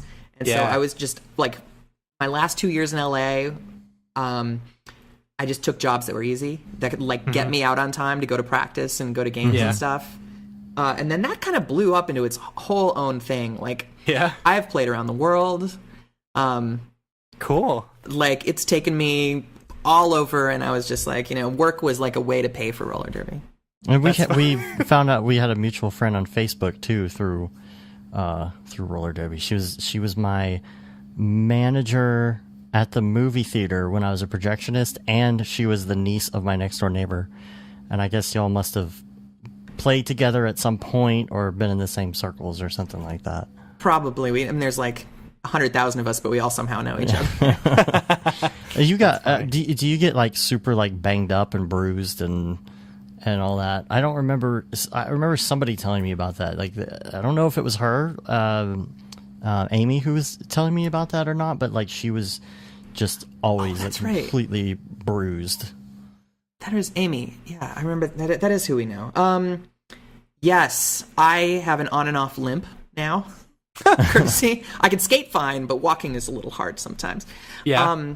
I actually was really worried for a little while about how many times I hit my head and doing this job, because just makes you a better artist, right? You know what? It's one thing if you're just painting. It's another thing when you're writing like trigonomic After Effect expressions, and you're like, I can't do this math in my head. Oh, that's funny. Yeah, I never broke anything, thank God, but I definitely hurt myself pretty bad a few times. Yeah. Jeez. I've never. Yeah. That's awesome. It was fun. It was good time. All right. Well, cool. So you're not fully in Octane then. So yet, anyway. I'm still in physical. So we'll do a little Ravcock segment here. Okay, wait, what is Ravcock? I don't know what that means. Okay. Redshift Arnold Cycles. You just forgot V-Ray. Octane. V-Ray. Oh, yeah. Redshift Arnold V-Ray Cycles Octane Corona. Oh, wow, you throw Corona. Yeah. Corona, is that not Thea? Is that not the same one? It's no, V-Ray Thea's now. a whole different one. It's actually owned by V-Ray Chaos Group bought them. Yeah. So I mean, it's still there. It's still its own render engine, but like V-Ray saw that it was starting to dip in quite a bit into the visualization stuff, so they're like, screw it, let's just go ahead and buy it. Yeah. Good call. Yeah. I was talking about the Octane scatter animation issue that I had last week, and and this is one of those things where you just go down a rabbit hole trying to figure out why something isn't working, and you check and uncheck and move things around until you figure it out. Oh yeah. And, I've talked about this before. There's so many things I have to update in order to update my CUDA, in order to update my latest version of Octane, that I am a couple versions behind. So it's very possible that maybe this has been corrected already, but if you are having this issue, here's the answer. My Octane scatter stuff was within a null of things that were moving. And for some reason, just this one scatter object was not moving. Think of it as cloner. If you're not familiar with Octane, you've got a bunch of cloner objects, like a volume cloner or something all over an object. And as you move your entire master null with all the objects inside, those clones just aren't moving for some reason. You're like, this doesn't make any sense. Why isn't this moving? So I tried all these different things. And all my other scatter stuff was working great. And I'm like, okay, so what's the difference between these? And I would try one thing, copy and paste. Okay, is it this null? Was it this thing? Is it this plant? Is it this master object? Like, what is doing this? I finally tracked it down. The only difference was that there was no random effector on what I was doing. And I was like, seriously? Could that be what it is? And I put a random effector onto the scatter and just told it 0 everything. so they didn't actually have any randomness, and it just started moving with everything on its own. Weird. Yeah, and I was like, what in the world? I was talking to David about it, and I guess this seems like it's a similar thing. The reason that it works, he says, sometimes you want to put all your scatter in a connect object. Oh, okay. And it just kind of responds better. And maybe that's kind of what it is that you're putting, like a connect object is kind of like solidifying it, or like a random effector is kind of like making it, I don't know. It's really weird. But if you ever have problems with like a group of scattered things together not moving, that's why. And maybe that's been fixed. I don't know. Actually, before we go on, Sure. we started this with Mitch and David a few episodes ago, and so Penny, we're going to ask you. Good. We I'm glad forgot you remembered to ask you. So we've got this new site, Brograph recommends. And so we're going to start asking all the guests different stuff, just their favorites, their recommendations. So we'll ask you favorite movie. Oh wow. Oh shoot. Favorite movie? Yeah. Huh? Mm-hmm. Oh man. We should send these out beforehand. I know. You really got to give me a little heads up on Yeah. this. Oh man. All right. This really changes a lot, and I'm super bad at like top 5 lists and stuff like That's that all because right. I get whatever. But like, I think maybe Life Aquatic might be my favorite movie. Okay. But you're gonna kill me. Like my favorite movie for like the first half of the year was Moana. Oh man, I loved Moana. Dude, we watched it like 6-7 times in like a month. Dude, she's my favorite Disney princess. Absolutely. Yeah. Do you know why, Matt? Do you know why Why? everybody loves Oh that? gosh, no. Because please it's don't do so it. shiny. Okay. And now the song's in my head for a week. With the hippin' and the hoppin' and the All right. bippin' and the boppin' and the shiny. That's a dad add-on, right? Yeah, it is. Yeah. I add Yeah. the Bill Cosby That's Simpsons. the Bill Cosby add-on. Bill Cosby Simpsons. The hippin' and the hoppin'. The jello pudding. Okay. Favorite music, like or band. Yeah. My favorite band for the last couple years has been Shovels and Rope. Okay. Don't know that one. I'll have to check that one out. They're kind of an Americana band out of South Carolina. Okay. And cool. went to South Carolina, went to Charleston this year to see they put on a big music festival. It was really cool. Okay. Yeah, they're great. Cool. See, I would have guessed metal just based on the name, but Shovels and Rope. Yeah. Yeah. Like a metal no. band. No, definitely not. That's funny. Okay, TV show. Oh, gosh. You and I were talking about this the other day on Slack, like how there is so much good TV on right now. Dude, it's ridiculous. Even shows that I like would never watch. Like my wife watches a lot of TV, and like, I mean, just like like done with work, put on the TV, do some cooking or whatever. And she like, oh my god, you have to watch this. You have to watch this. And there's always a new one. Like right now, I think probably my favorite like show on right now is probably Crazy Ex-Girlfriend or something like that. Okay. But The Good Place is great. Like, I mean, I don't know. We started The Good Place. We got like 3 episodes into it or 4 episodes into it. I kind of liked it, but we got on this kick. Have you heard of this show, Younger? No. Younger. It's on TV Land of all things, and there's 4 seasons of it. There's like 12 episodes per season. Only 20 minutes, so you can knock them out real quick. But it's about this 40-year-old woman who is recently divorced. She has a child in college, and she's trying to get a job in publishing. But she's too worried that people are gonna she's not getting hired because they see her as 40 years old, and she's like, whatever. So she pretends to be 26. Oh, this is too real. Right. So like she pretends to be 26 to her boss and all these people that she meets, and she meets some dude who thinks she's 26, so she's got to keep up this scam that she's 26 years old. It's by the same guy who did Sex and the City and stuff. It's actually pretty good. Oh, there's the Mandela effect. Sex in the City. No, it's Sex and the City. No, I'm Which just I never saying, watched a single episode of. So I didn't It's the either. Mandela effect because Yeah. it's No, both. that's specifically why I said Sex and the City. Yeah, I because know. it's Sex and the City, not Sex I know. in the City. right. Anyway. Sexy City. I thought it was called Sexy City. I don't know. Sexy City. Paying attention. What is the show, Matt, that you watched some Disney surfer thing that y'all just watched over and over. I was like, oh my gosh. That was a Teen Beach Movie. Oh my gosh. Thanks for pointing that one out. Teen Beach Movie 1 and 2. Oh my gosh. Very, very good. But I don't know how they're going to do a third one, if they're going to do one, because they really left it. They like kind of destroyed the timeline, of it at the end of the second. Yeah. Anyway. Okay. All right, so what TV show? I don't think we even... I thought is it Crazy Ex-Girlfriend, or is there a Ex-Girlfriend. favorite TV show? I mean, that's just that what you I'm have? into now. You know what I mean? Like, right. I traditionally like a good science fiction show. I'm a little bit of a nerd, so yeah. All right. And you have watched Rick and Morty? Okay, that might be my current favorite TV show right now. I'm okay with putting that as the current favorite TV show. Okay. Well, all right. So, like, you were talking to Andy, and you were telling him to just binge it before some thing or whatever, and I was like, well, maybe I'll just binge it. Maybe I'll now. Oh, I totally forgot. I actually wanted to talk to you about Szechuan sauce yesterday. Yeah. I was going to bring that up. Oh, you were? Okay. So, did you get some? So, did you get any? No, who did? Didn't they have like 20 packets at each place? Yeah, they had 20 like packets per store. like bites. Yeah. Oh, yeah. Oh, did you see the? I just saw that. Freddie Wong tweeted this out. It's from McDonald's, right? Okay.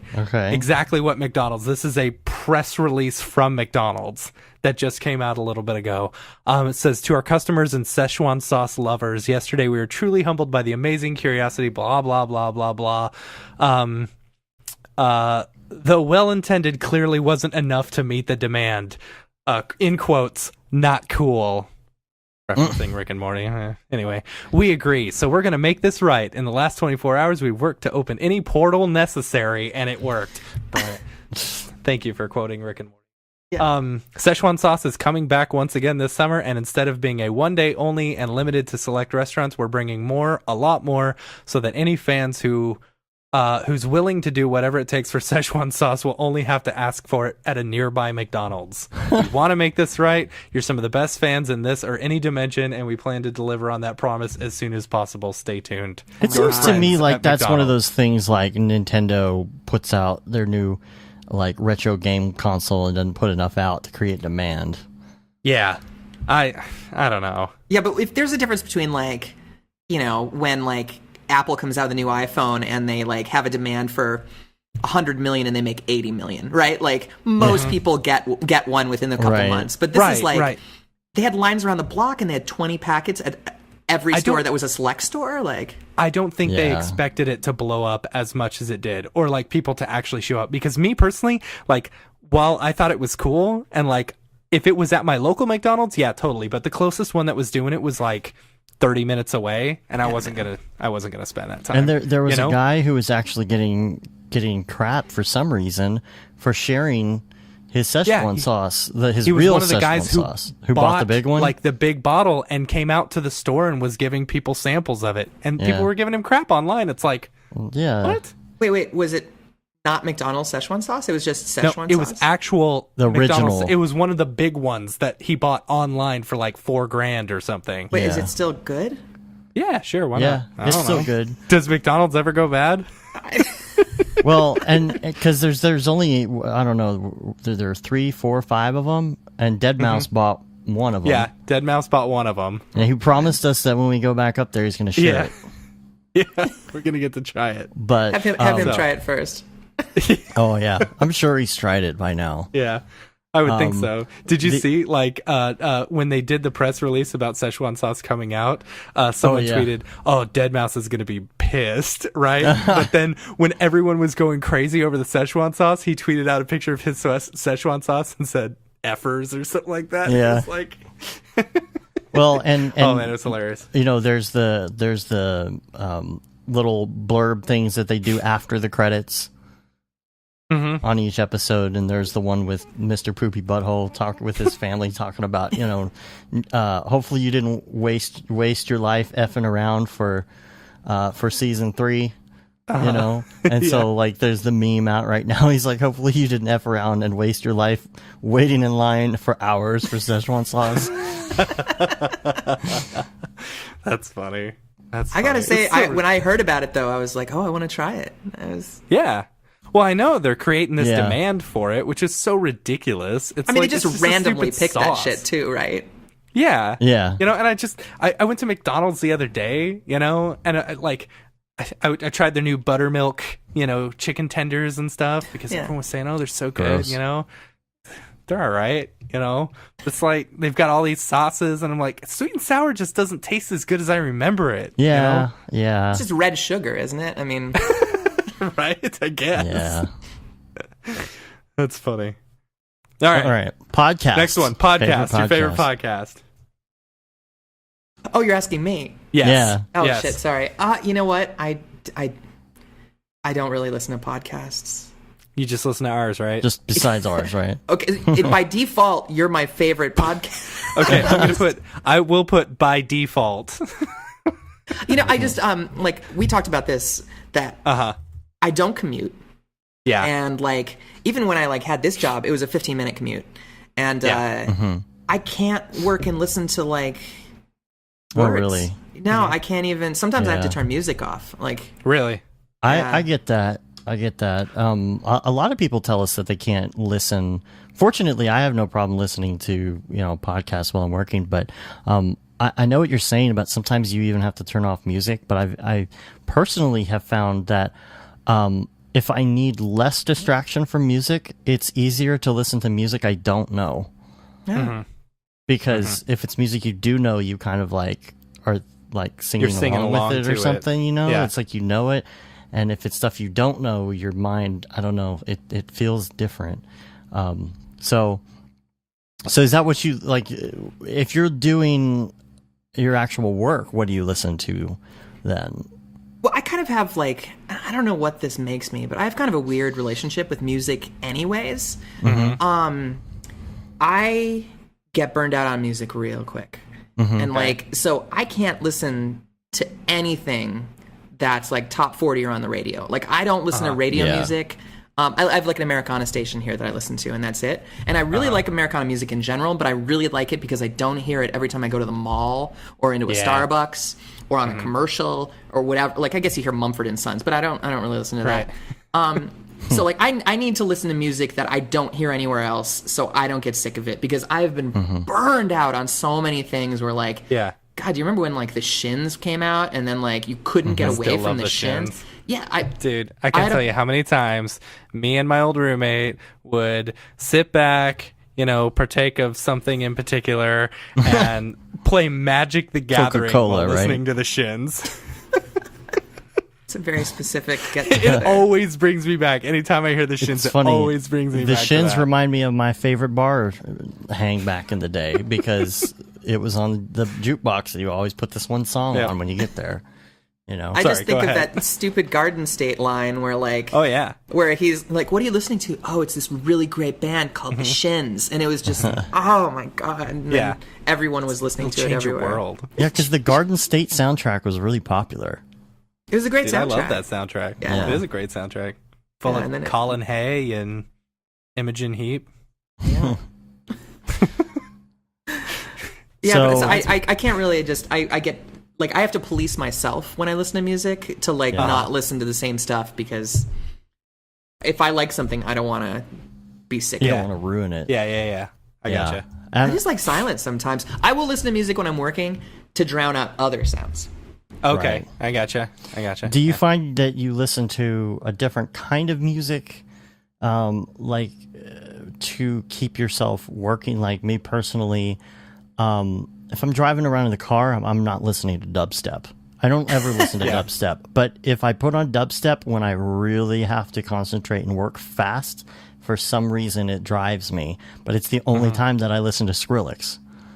I did that in college. I remember I had some Paul Oakenfold album that I would listen to kind of get. Hey, that was a long time ago.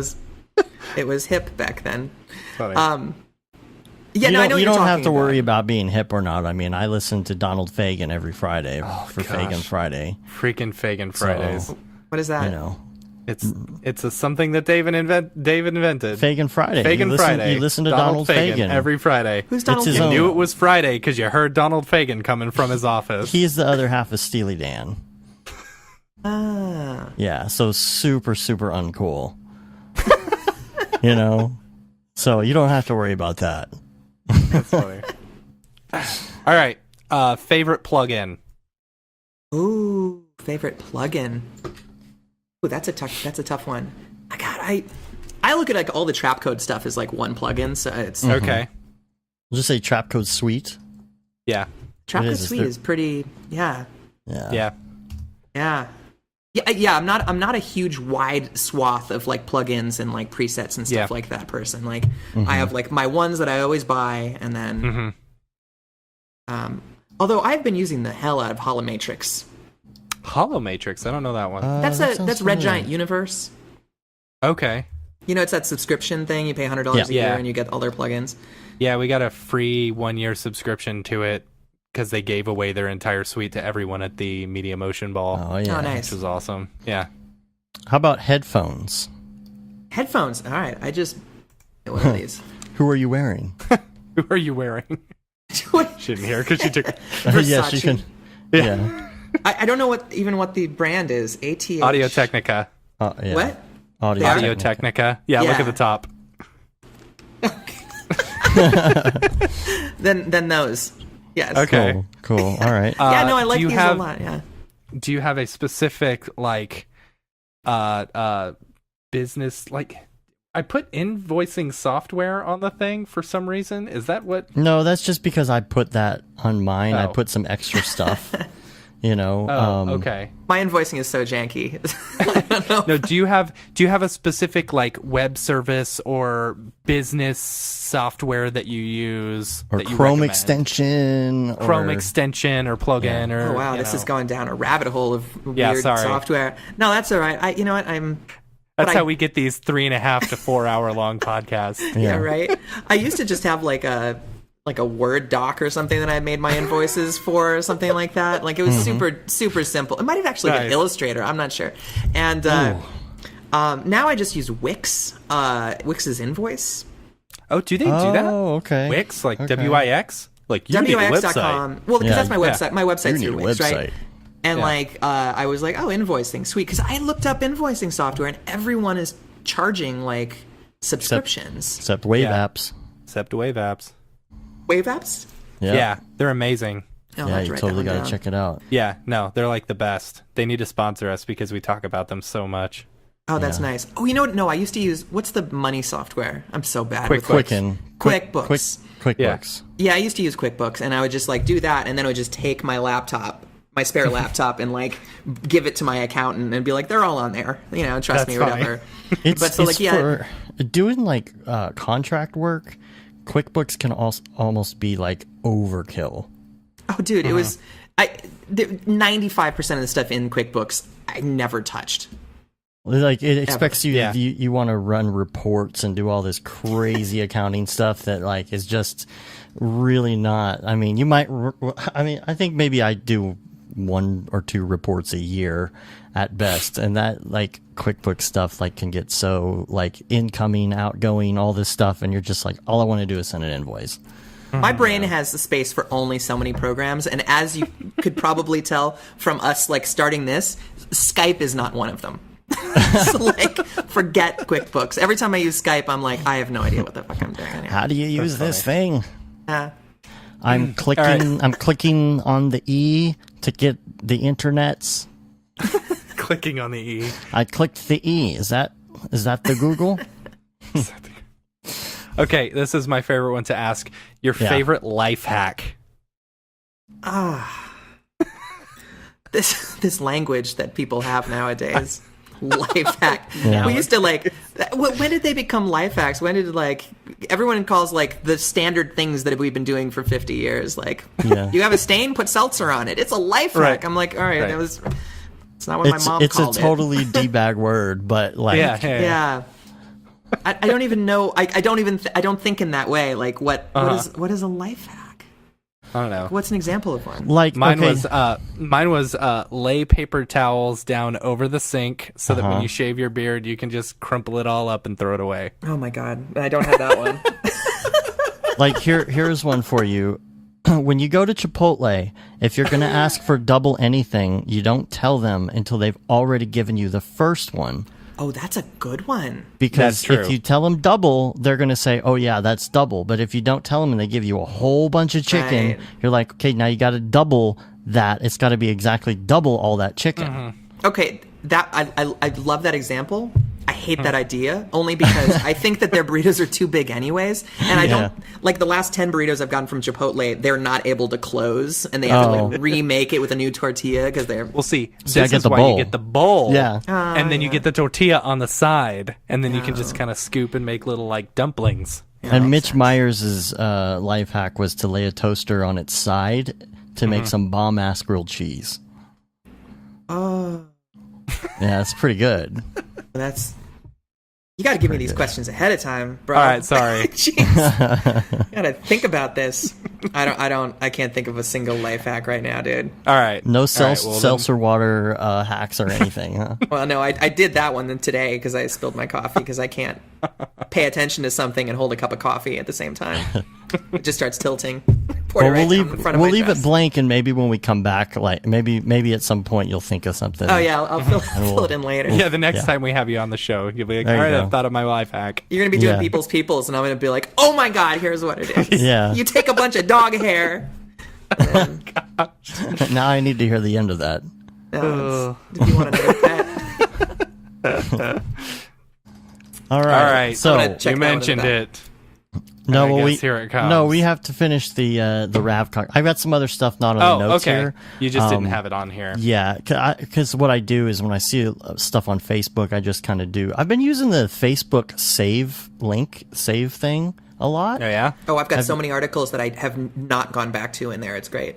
Yeah, I mean it's some of them you don't get back to, but a lot of times it's like, oh, what was that one thing I saw, and then you can't find it, So if I see something good, or sometimes you're in a place where there's a video and you're like, I'd really like to watch that video, but I'm at the opera and I can't watch that video, so Right. you save it. And so I've been saving links as I go through the week, especially stuff from like the Facebook Octane group. There is this one, it's called the Spiral City Subway, and this guy made this in Max actually, but he did an Octane subway car, and man, is it clean. It is so clean, so good. Actually, I'll just paste these into our dingus here as we go, so y'all can check it out. So that one's pretty good. Be link in the show notes for that. I just thought that person did like a really good, really good on that. The only reason it doesn't look like a real subway is because it is so clean. Yeah. Yeah, right? But if you look at the windows, notice the double reflections in the windows. I thought that was a Yeah. really good subtle deal. And then let's see. That is really good. This one, actually, you know what? I am going to get a different link because this is from We the should Octane group. also, Jules just put in a new That's video in- for the AI That's in denoiser. here. Yeah, that's Oh, in here okay. too. But real quick, the French monkey, he did this really cool like neon glowing clock thing. I know he's a listener. Oh, yeah, I saw but this. Also, I need to find the link to this because I don't think I have this. He did a montage of some of his dailies this week, and it was really, really cool. So I'll put that in there. And then, stupid Safari. Let me move over to Chrome so I can... Uh-oh, you're going to crash your computer or crash your internet. No, that was... Anytime you open up Chrome, it crashes your internet. that was a long time ago. I use Chrome all the time now. Oh, yes. Did we talk about this last week or not? Or this is something David Ariev posted. It's the OFFF London Titles 2017. I don't know if it's OFF or OFFF. It's a really, really, really cool looking animation. Lots of people's faces and stuff in it, and it's really, I heard it was like the eyeballs weird. and stuff that they do are so crazy looking. And they do this thing too with like colored sand grains. that is really amazing, and it makes me want to get X particles and try and figure out how to make stuff that looks like that. But if you skip ahead and you look at the particles, it's amazeballs. It looks like that like magnet stuff, right? Where they take yeah. The Mr. Mustache guy, what is it called? What is it? Or the sound where they put the sound waves underneath sand and like yeah. Oh yeah. And then I got the link to the X Particles cloth. Okay, and then Jules Urbach posted the 3.08 tune shading demo, and it's creeptastic. The tune shading demo is really, really fast. Yes, really fast. Now, personally, I don't like the choice of what was tune shaded because I think if you would have had something more EJ related in here, it would have worked really well. I'm thinking that honestly, you could get EJ in with this new tune shader doing some stuff. He's going to make it look really sweet. Holy cow. You still got that off London thing going, right? Or OFF. It is so good. Yeah. The weird things with people's half faces and really crazy looking stuff. And it's stuff like that makes me feel like I am not an artist at all, because you look at this and you think, how does somebody's brain come up with some of this stuff? Mm-hmm. Because it's like, seriously, it's like, what kind of drug do I have to take in order to, because it's definitely just not weed. It's something pretty hardcore. That's funny. Oh, so good, so good. wow. Okay, and yes, and like you were saying, Jules also posted more demonstration on AI denoiser. AI with 10 samples, and then what it looks like after it's denoised with AI, and then I think 50, and then after, and it's really good. It's really coming along. It looks really great, and like we talked about when he was on the show.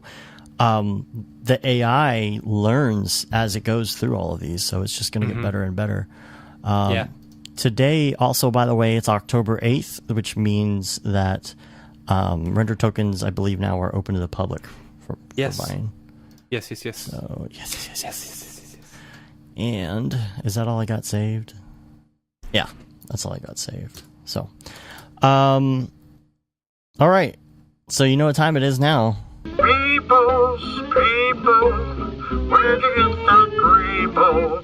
Greebles, what's up with that guy? All right, so let's get into Beeple's people. And so if you go ahead and go to, probably the best way to do this is to go to... By the way, Beeple messaged us the other day. Yeah. Yeah, he did. And what was it? He was saying he likes hearing how we think he has actually made these, and he said he had just heard our Beeple's People song. Yeah, I think he's a little bit behind. Goons. Yeah, I sent him an MP3 so he could save it, and so he could save it. Yeah, play it for his wife or something. I don't know. His wife. All right. So if we go to, I'm going to go to twitter.com. Going to go to beeple.tumblr.com. Beeple. Telling you, man, the Twitter is what it's all about. Oh, see, this happens every week. He always posts one that's really cool, but he just posted it as we were doing the show. So we'll have to come back to that one. So the first one we're going to do, if you're following along at home, is go to September 27th, Year of Our Lord 2017. This one is called Fifth Meal. This one's great. Fifth Meal. Okay. 27th. Yeah. So silly. If you remember Taco Bell a while ago, years ago, and around 03 did Fourth Meal. Right. And they're like, oh, come get Fourth Meal. And it was like, oh, well, that's teaching people that you should eat more crap food. But in the middle of the night. And then go to sleep on it. Yeah. Right. So he called this one Fifth Meal. And it's this glowing purple crystal or rock thing that's like shooting out of the ground and has a Taco Bell logo on it. You know, and it's kind of blinding this guy. First of all, I'm looking at the trees. It looks... I don't know. Would you say that's I don't even know if I would say that's Forester. I don't know enough about Forester to actually even say that it could be Forester. Actually, I'm going to say it is Forester because I have a problem with Forester. Because the between the branch segments 1, 2s, and 3s, there's often like these little differences that you can notice in size, and I wish they could find a way to fix that in the next version. But that's kind of a way that I kind of identify if something's Forester. So there's those 2 trees, and you got the crystal thing. I wonder how he does all of his rock or crystal formations. Is that a crystal or is that just a rock? I think it's just a rock. Well, that's what I'm saying. I don't know. I mean, you could take it either way. I mean, it's open to interpretation. But It's so stupid. So I'm thinking now. Okay, what's the story though behind this, especially with the name Fifth Meal? Well, okay. To follow along in our narrative that we have been creating, which, by the way, I totally want to turn into like an actual like short story. Now that we've built this whole narrative around it. Yeah. So this is if they've gone to another world, right? Perhaps the time is longer. Okay, So okay, there I'm needs to liking be that. a I'm fifth liking meal. that. It takes longer for the planet to revolve. Right. So you Yeah. got first meal, breakfast, lunch, dinner, fourth meal. What a and great then Taco Bell. concept. Because thank you. seriously, like, what do you do when your days are longer? You know, do you eat breakfast again? Like, second breakfast? What do you do? Right. Yeah, fifth meal. You forgot about 11sies and lunch. Well, and also this also could reference, the fast food wars, like they referenced in Demolition Man.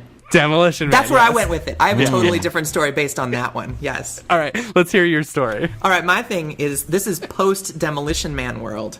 Okay. Right. And it's become a religion, and like a thing that's like a fixture in religions is like, like if you like Christianity, the Holy Ghost is like this part of the Trinity that is not, it's everything and part whatever, right? Like, and so I was thinking that it was an extension of the fourth meal advertising, but it became religion. But then the fifth meal is God. So like you have 3 meals, and then Taco Bell, the fifth one is not a real meal you have. It's the spark within all of us or something. Right. Yeah. The Father, So the instead Son, of the the Holy Holy Spirit, Trinity, and the fifth You meal. get the And then the holy fourth meal and then the fifth pentagram, meal. Yeah. right? Yeah. Oh. The Holy Pentagram. There you go. It's a Satanist thing. Actually, I read the article Mitch Myers just posted on his Facebook page. It actually doesn't represent Satanism. Oh, it doesn't? No. Oh, okay. It was like an article on interesting facts on You Satanism. were totally referencing something that we talked about way before the show even started. I know. Inside joke. Beeple's People, the story of a corporate dystopian society. I think that needs to be like your subtitle for the story that you write. If I write a story about Beeple's People and call it Beeple's People, shoot me in the face. Dude, you totally do that, and then you have, it's like a picture book, and you have his renders on each page. Telling the story, oh my gosh. I mean, of course, he gets all the rights, but... Of course. Right. But then you get a great picture book for your kids. Of course. It's true. Look, kids, here's a bunch of pigs eating out of slop with a Facebook thumbs up. And a McDonald's logo on it. All right. All right, so the next one, if you're following at home, is I don't have the date on here. Sorry, dear. let me get you the date. Hold on. I know which one it is. What's it called? It's Magentica. It's October 6th. It's called Michael Jackson Super Greebles. Show title. Oh, is that the show title? It needs to be. That's pretty good. I mean... All right. This is really interesting. This is more abstract than some of the other stuff that he's been doing. it looks like this is, he does have a lot of stuff he's been building. Like if you look down at the bottom, on the bottom left, there looks like some of these round things. You remember what he built when he built with the pig in the McDonald's thing? I think it was. There was like kind of the round factory thing.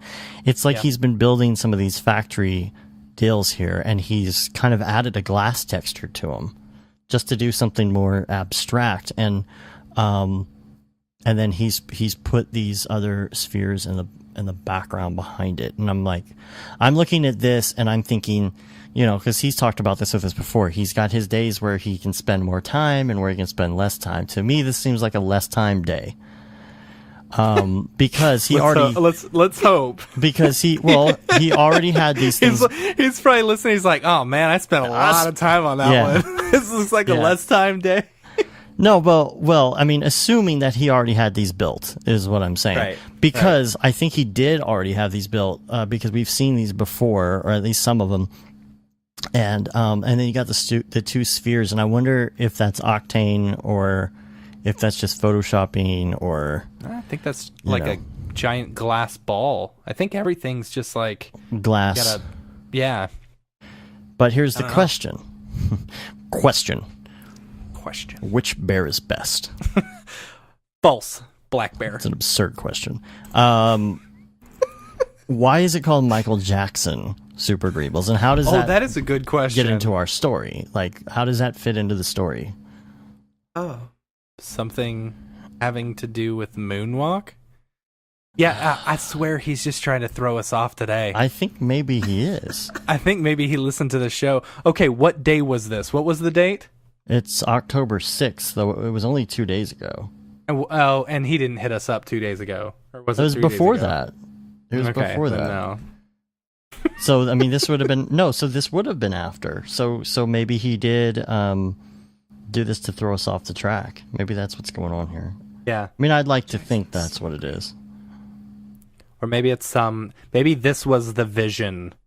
The vision that the person had, in order to get them to the next level. Like, I see a vision of this future, and it looks bright and beautiful, but unfortunately the future that they've got is more dystopian and run by corporate America. Usually I would say man in the mirror, but this is one he actually doesn't have a person in. Oh yeah. See, no, we can't do this one then because there's no people. No, it doesn't matter. No people person. There's no. I don't know what. I was gonna say, what do you call the people person? Purple. People's purple. Well, I mean, here's another thing. It's October. Maybe he was listening to Thriller at the time when he made it. Maybe. And so he just put it in there. I don't know. I'm telling you, he's just trying to throw us off. Maybe it could be like that song "Heal the World," or what's the Free Willy song? What's the Free Willy song? I don't know what the Free Willy song is. Oh, come on. You know the Free Willy song Michael Jackson did. What's the Free Willy song? Will You Be There or something like that? You'll recognize it when you hear it. That's the 90s right there. All right. Now I got to look it up. The 90s are alive in Michael Jackson. Free Willy, Michael Jackson. Okay. Free Willy, Will You Be There? You're going to hear it and you're going to be like, oh boy. I can't believe you don't. You're not a true Michael Jackson fan. I am not. No. Let's see. Oh yeah, I know this one. See, told you. So we don't have a really good story for that, I guess. No.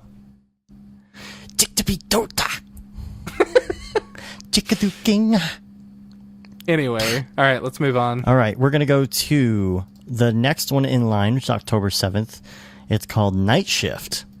Yes. Now this has a people person in it. This has a story. 2 people in it. Yes. Now, so finally, it's a people plural. Very well done. Yes. Very, very well done. Like, as far as how it's put together, I mean, you've got the air duct thing going on. You've got lots of Greebles and stuff. Now, if this were anybody else, I would say, okay, this is like one of those kit bash things that's coming out with all these Right, different right. pieces and parts and stuff like that. And maybe, who knows, maybe it is. But I'm going to assume he already has kind of a library of all this stuff. The ductwork on the top is probably from that pack that you can buy at Pixel Lab or whatever it is, I think, like industrial packs. That's my guess. You can see that, he's got the astronaut, he's got the people in there. So as far as putting it together, that's my guess. Now, story-wise... And I think it's just a whole bunch of cloner objects, Oh, for the background, of course. Yeah. Okay, so there's this story-wise. pink goo. Go ahead. Okay, go ahead. Sorry. And the pink goo, to me, this reminds me of, there's two kinds of 3D printers, as far as like consumer 3D printers. One of them actually does line by line plastic, and one of them kind of like extrudes the object through the goo. Yeah. Okay. So this is like they're cloning people, and we're cloning people's people, and this is it's a farm though to clone these people on the new planet that they're making, because they have to habitate the planet. Inhabit the planet. Inhabit the planet. Sorry. Does it have to be cloning though? It doesn't have to be cloned. Because it could be This is transportation, all open right? up to See, that was my thought. My thought was either transportation or like a Westworld type situation, Right. Where they're like, because it almost looks like the same thing in Westworld with the bodies coming out of the thing. Oh, so it's like Austin Powers when he was in stasis. Warm liquid goo phase. Well, okay. Here. This is continuing the Demolition Man theory. Okay. I like it. Because... So, they have to have them in these frozen stasis or whatever. What about in the future? This is the new way of doing it, to where they don't actually have nightmares and see everything the whole time they're frozen. Here's something else interesting about this. The spaceman? Well, no, because he's just checking up on all these, making sure everything's running well. You think so? He's Joe Worker. Or is he sabotaging? Yeah, I mean, it's possible. But here's the thing about this. When you look at the domes, it isn't open air above the person on the top side of the liquid goo that they're floating on. Because look at the refraction on the inside. It's solid. Yeah, but that could just be glass, I mean, but it would have to be solid glass. It could be thick glass. Thick glass wouldn't have that same how IOR. it holds in all that goo. Oh, I see what you're saying. Like you think it's all filled with another liquid or something. Yes, because the index of refraction is too high for that to be air. You'd see another specular reflection or something along edges in the inside or something too, yeah. Right, you'd see that edge of it. So I'm thinking that like maybe the top is filled with water, or maybe it's like liquid oxygen, so that they can breathe. Now we're getting to the abyss. That's okay. Nice. Yeah. It's one of those fancy shots that has the multiple layers of alcohol that separate. Right. Yeah. It's basically a black and tan, but for people. Oh man. See, the thing I'm struck by is his composition. How we're basically on the level of the ceiling. Like it's very claustrophobic. Like he could have made it. He could have made it a very big open thing, but he made a choice to really show how oppressive that ceiling is and how close it is to the pods. Which kind of could imply that it's inside of like a spaceship or underground. Yeah. Because all the air ducts too. Like this place has to be super cool. There's so much machinery going on in here. Which why are also there air ducts? Sorry. Why are there air ducts? These guys are all inside these glass things, and then there's a spaceman. Yeah, and you got the spaceman. It's to cool the machinery, around. though. Spaceman. You got to keep you got to keep the machinery cool. Oh, you think it's just cooling? I see what you're saying. Yeah. Now, they chose some office building from the 80s era space duct. Well, I think what it is you could take this as like if this is underground and you are in fact on a planet, it could be that the air outside is super cooled, but they're bringing it in from above ground through these ducts just to keep it cool underground. because maybe the glass things are actually ice, so it's got to be refrigerated. I like that too. That's why you get that fog in there, because you get the, I see. So all you do is you shut off the vent system when they're ready to unhatch, and it just melts away, and the warm liquid goo just goes into those grates that are down there on the floor. Oh, it's like those. Have you seen the water that comes in bubbles? No. You can it's like you drink a bubble. Yes. Yeah, I know what you're talking about. Okay. Yeah, it's like water without a bottle. Oh, okay. It kind of looks like that, right? Because it has no thickness to the edge, so it has kind of that similar. Yeah. Because if it was frozen, the frozen, that creates a different kind of texture to it, right? Like yeah, impurities and stuff like that.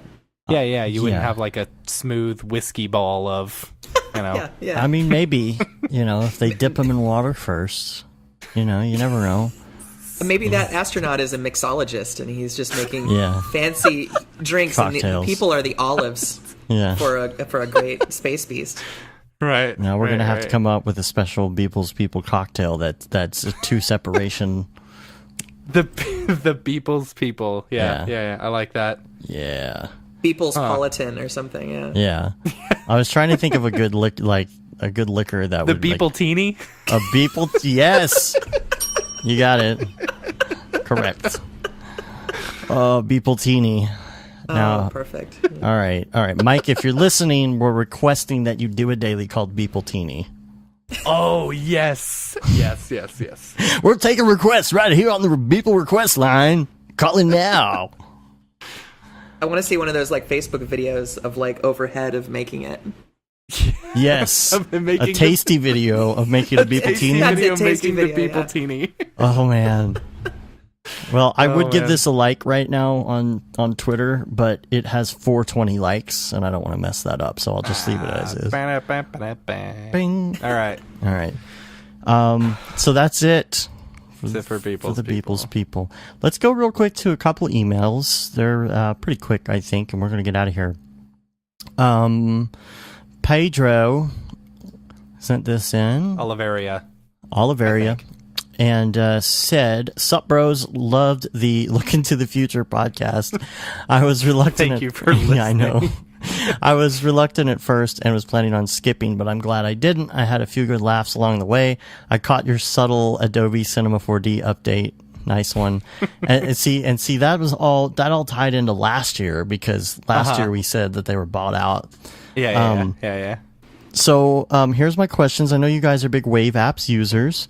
Yes. I also have been for years. I recently tried their electronic payments and have several clients actually use it. As you know, there's a small fee for using that part of the service. Have you ever considered passing that cost over to your client? Basically have a tax line item that would cover that expense. What are your thoughts?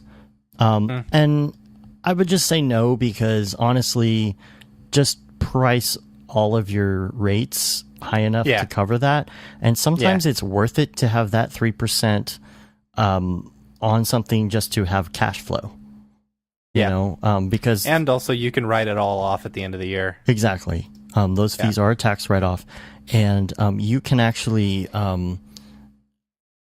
if there's no good way to know if a client is going to pay with a check or a credit card without having to go ask them, and it seems kind of like a pain, and then you have to be like, well, if you're going to pay with a credit card, you have to pay more. And technically, I believe there is a rule that if you are a vendor, like say you're 7-Eleven, you can't say this Coca-Cola costs more if you're using a credit card. It's actually, it will get your Visa or MasterCard authentication, whatever you call it, a merchant account revoked for doing that to people. Is that true? Because I used to have that all the time at gas stations. Really? And some gas stations will actually charge more if you're using a credit card per gallon.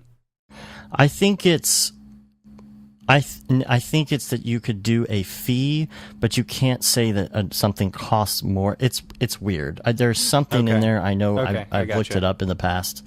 I might be slightly off on what that rule is, but and I would say, like, it's just worth it just for cash flow reasons. It's just easier to just not worry about it and just say, hey, look, if my client's going to pay with a check, I might not get it for 60 days. But if they see that pay now button that's in the email, and it has all the credit cards listed, it's so easy to just, pay now. And you click and just, it's a really, really clean, simple interface. And it's amazing how many of our clients actually just do it that way and do it fast because it's so easy for them. I can put this on my Amex and I can throw it off on my bill for another 30 days, and so they do that. Let's see. Will Giuliani. No. Will Giuliani, I think. All right. Okay. No, or is it Giuliani? But it's why are they all so hard to pronounce? Every single one of them. Sorry, not all of them can be Jerry Smith. I know. It's my white privilege. Let's see. It's your cost privilege. Cost privilege, right? Yeah. What's your name? Kos? Kos. Kos, Koss. C-O. I don't see you in here. No. Kos, Koss. No, I don't see your name in here under COSS. KOSS. Smallest violin happening right now. from I know, Penelope right? Niederlander. Okay. Neither here nor there. Not gonna work here anymore. Office Space. Yeah. All right, so the email. Okay, the email Redshift/Octane coexisting.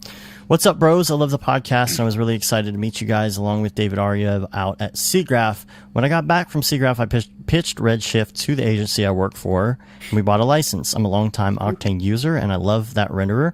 And I really appreciate Jules coming on the show and being so open about development lately. But I'm also enjoying learning Redshift. At this point, I feel like I'm starting to see certain projects that lend themselves more toward Redshift and others that benefit more for Octane. The concept of using a biased versus unbiased render engine is new to me. So I was curious if you guys have noticed that as well. Sorry, hold on one second. I think that biased versus unbiased thing could be a great topic for the podcast. Also, I was curious as to what you might use in After Effects to recreate some of the nice post-glow effects easily achieved in Octane when using Redshift as the renderer. Thanks for all you guys are doing for the industry. I think Thank you for the question, Will. I think it's a good topic for discussion. I am putting it down for a future episode in order to really dig into it. And long story short, here's what I think about that right now is that you're correct in that there are certain projects that really lend itself towards certain things. Absolutely. The reason that Octane is so fast is because it is unbiased. And you have stuff like Redshift where you want to do like these special exclusions and you want to do, things that you can't do yet in Octane. And if you've been following along with the tutorials that we've been doing for Redshift, you'll see there are many different styles that you can do. Basically, there's a lot of different styles you can do with physical and just standard renderer, and you can make a lot of different styles. There aren't as many different styles when you look at Octane. Like it's more of like for sure. It's a lot of super hyper realistic stuff, right? So that's absolutely true. And if you're using it for fog or subsurface scattering, right? Like when I was following along with the tutorial that Liam was doing this past Thursday, and the the backlight something. It was to basically fake the subsurface scattering, right? Gosh, that was a cool effect. But recreating that in Octane, that would suck. You would have a lot of noise for sure. Yeah, for sure. The other thing is that is the post glow effect stuff. I think Shine. And yeah, the other thing that I don't like Shine that much. don't Shine is mind looking Shine. outdated to me now. It's looking very 2002. Yeah, but you could do it as like an object buffer pass and then just do those individual lights, you know? Yeah. I don't think it would look bad. Benny, what's your opinion on Shine? You know, Trap code, right? I think that, like, when you think of Shine, you think of, like, how intensely shine it was used back then, right? Like, but I think it's just another type of glow. It's like I've been using a lot of just, like, standard glows, you know, and, like, to get that kind of, like, hazy effect. It's like with lens flares. I think Shine and lens flares are kind of the same thing. Like, it's very cheesy to use lens flares in a certain way, but if you do it right, it's not cheesy looking. Yeah, because it's really just like faking like a real thing sometimes, right? Yeah. And you know, for your post glow effects. And the other thing I was going to say too, the Octane redshift thing. Like, I'm working on this tree right now. It's the one I've been talking about with all the Octane scatter stuff on it and using plants and stuff. I'm doing the whole thing in Octane, but I want to do God rays with it, and I'm literally just going to take the whole thing and do God rays through the tree branches using redshift, because that part can just be its own separate pass and render really fast, and then because as we know from last week's episode, we don't learn how to do God rays in Octane for at least another 10 years. That's true. That's very true. Until David Ariev goes to the special stone in the middle of the woods or something, and stone in the middle of the woods conjures up the spirit of Jules Urbach, I think, something like that. Yeah, it's ridiculous. So don't worry, you'll get to that episode. So, to recreate some of the post glow effects too, there's of course a lot of options. You got the Red Giant universe, which has a lot of cool different glows in it. And what I would say is just do object buffers for the different elements that you want to apply those glows to, the different kinds of glows, so that in post you can just bring those in as separate layers and apply the glow with those layers. Can I ask you about the glow in Octane? Because not being an Octane user, so there are like two different types of effects. There's like something that's like a glow that's really imitating a film effect, where what's happening is basically happening at the lens, like in the camera, right? And then you have things like God rays, and the reason like God rays can look really cheesy when you use Shine is because it's trying to create these like glowy rays that come from only the light that is clued in what we see in the frame. And like real God rays are coming from a three-dimensional space. So if you have like holes in the, you know, or the between leaves in a tree, right? Like if you use Shine, it's like looking at, oh, here's a white spot here that I can see the sky or blue or whatever, and like I'm going to use that. But real God rays, we don't see those holes because it's an entirely different perspective. It's the perspective of the light, and so that's like a three-dimensional effect, right? Yeah. But like generally, glows are a two-dimensional effect based on camera and like optics and like quality of lens and stuff like that, and like light leaks. You know what I'm saying? Right. I think so. Like, yeah. So is Octane when it's doing that like glowy kind of thing? Is that like kind of like a post effect, or does that have a 3D element to it? I believe it's just a post effect. The God rays are a completely separate thing. Totally. Yeah. No, but you're talking about like post glows and stuff like that. If you're just trying to make it's glows, just a post effect. Like you can add as much bloom to it as you want, and how many bloom. like individual points to it as well, and how far they go out. So like little, it's bloom and bloom, and what's the other one? There's two things. I don't remember. I forget what the other one's bloom called. And shine, or it's something? not shine. I don't remember. It's anyway. It's where the points of light. You know, there's the different streaks. I think maybe it's streak. Yeah, streaks maybe. I don't remember. I just mess with the knobs until it looks good. Right. So are they like vectors that point outward from a source of light? Yes, I think so. I believe so. Yeah, pretty much. Okay. Yeah, and you can tell it how many facets, essentially. Now, I wish it had like bokeh facets and stuff too, but yeah. But it makes it has a really good post effect system to where, you know, you can pretty much use that and put vignetting on it in camera, and a lot of the time you don't have to really do anything in post, which is, you know, usually you have to go into post and do a bunch of stuff. But you know, I'm guessing Redshift doesn't have that. I don't think so. Like, that's kind of the deal, is people are having to go back to faking that like they did before Octane. And I mean, you could just extract the render layer and then put like a star glow on it, you know, real subtle, or a blur. That's what I'm thinking is probably the best. Yeah. So, let's see. Last one. This is from Ryan Messiah. Just finished listening to the latest podcast episode. Funny stuff, guys. In regards to your question segment, if you want tabs at the top of your Windows Explorer window, you can use a plugin called Clover, which allows for you to have a tab navigation system. If you come across any good plugins for color-coded labels with Windows Explorer, let me know.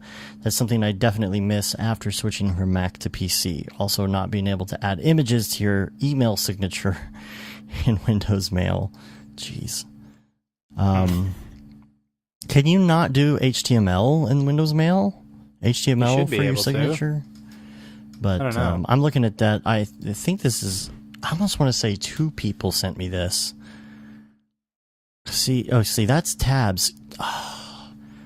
Somebody sent something good. Was it Sage who sent something? Yeah, it was Sage. The other day? Okay. What was that? Because that, I mean, the tabs are really cool, but whatever Sage sent over was really cool. Gosh, the problem is we talk so much in that little we do. chat thing. We need to have like a open like Slack channel for all of us. Open Brograph channel. Oh, no one start it. Steal it. All right. Well, you better do it before this episode comes out tomorrow. Right. Oh, man. I wish I knew where it was because... oh, wait. It kind of replicates the Finder. Okay. For tabs in your Explorer, QT tab bar is what he said. I have no idea. QT tab bar. But I don't know if that's the main thing that he sent, because there's also, I think he was talking about another thing too. And I really wanted to bring it up because, like, I swear I looked at it and it was really, really cool looking. I might have to find it for next time. Dang it. Sage, send it an email so I can find it next time, because we just get lost in all of this. Anyway. All right. I believe... Oh, we have one more. This is kind of a call-out that I wanted to do, because Cornelius was asking about this for a friend, and then Mario Domingos sent this in and said, on podcast episode 102, you mentioned Screen Ninja. Do you know anything equivalent of that for Windows? And so Screen Ninja is a program where you can time-lapse record. So it's not screen recording, because that takes up a lot of room. And then you have to go, like, you know, compress that down in Premiere and stuff. Screen Ninja lets you say, okay, take a shot every 30 seconds, you know, of what I'm doing, and then just make it an MP4. It's a really great program on Mac, but there's not, I mean, as far as I know, an equivalent on Windows. If anybody knows, send us an email. And if you have any other questions or topic ideas, let us know. Brograph@brograph.com. We'd love to hear from you about what you think of the show, stuff you'd like to hear on the show, questions you might have, good topic ideas. It doesn't matter if it's noob or advanced. We love to talk about all of it. So again, Brograph@brograph.com. Yep, and there's now a Brograph Slack. Nice. But we won't make Is that it? But we won't make it like the motion graphics Slack channel. This will just be one channel only, and everybody's just screwing around. Like, I don't want to take away from their Slack. You know what I'm saying? This will just be for us to just screw around in and just be stupid and share Rick and Morty memes or something.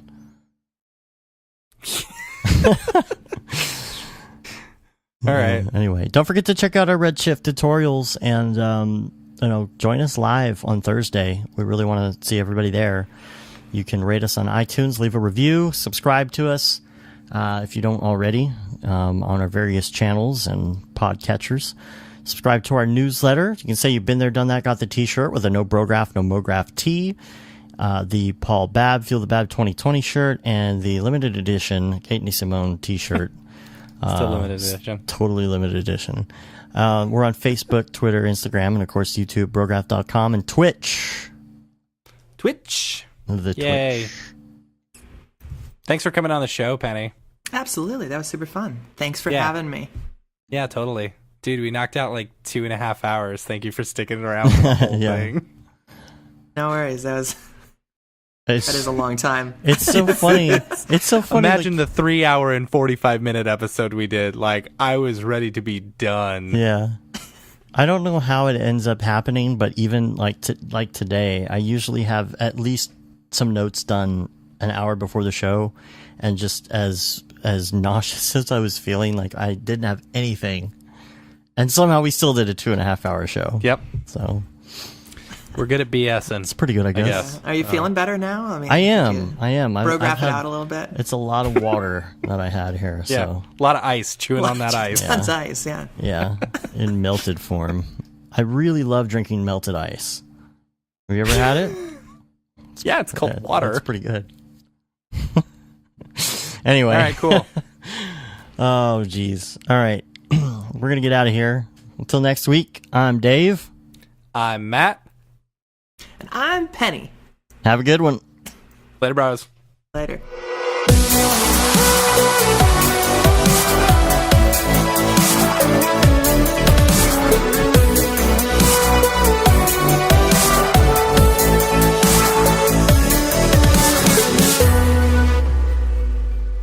It's pretty good, I guess. Brograph.com, an online resource for learning Cinema 4D, After Effects, and other motion graphics tools, specifically catered to help you prevail as a motion graphic designer. What's up, bros? Welcome to another Brograph motion graphics tutorial. With tutorials, plugins, and now a podcast with tens of thousands of listeners worldwide. Yeah, it's a great community to be part of. We give you professional time-saving tips, industry news, interviews, shortcuts, and lessons that help keep you current in the world of motion design. Join HDR Studio, take the render settings, pick the HDR, put in reflection, and gorgeous. I love projects that scare me. When our art director comes to us and asks for something that I had never done before, man, it gets me pumped. Our weekly long-form podcast will give you the latest news, help you in your file management, hardware configuration, and client relations. Learn about the latest render engines, modeling techniques, and workflow integration while staying entertained. Real nice banana. That's so funny. All right. I'm going to live forever. Our Brograph Talks are a chance to see the way industry leaders from around the globe are changing the face of motion design. Sometimes you got to make stuff that you're not going to put on your reel. And I'm not here to judge. The podcasts and talks include people like People, Barton Damer, Nick Campbell, Andrew Kramer, David Ariev, Chad Ashley, Paul Babb, EJ Hasselfrost, Mitch Myers, Chris Schmidt, Jules Urbach, Cornelius Dammert, David Brodeur, Andy Needham, Caitlin Kaju, Zubair Parker, Noseman, Ryan Bean, Casey Hupke, Nick Lyons, Sage, Joey Korenman, Jeremy Cox, Rick Barrett, John Dickinson, Matthias Omatola, Patrick Goski, Brandon Clements, Steve Teeple, Tom Glimpse, Patrick Lundstrom, Julia Simone, Devin Coe, Al Heck, and even Deadmau5. You get that render done. Yeah, you better frame what? Our Brograph breakdowns go behind the projects and give you an insight on what it's like to manage and maintain your own personal business or work for a large company. Join us for live sessions, check out our useful plugins, watch time-lapse projects, interact with us, and send us email questions and topic ideas. Or just hit the Rando Render button and do an imaginative daily that'll keep you on your toes. Take all your dreams and let's do it! Subscribe today and get automatic updates on the latest tutorials, tricks, tips, and inspiration brought to you by industry professionals Dave Koss and Matt Milstead. We don't care how you get here, folks. Just get here. Subscribe now to Brograph Tutorials.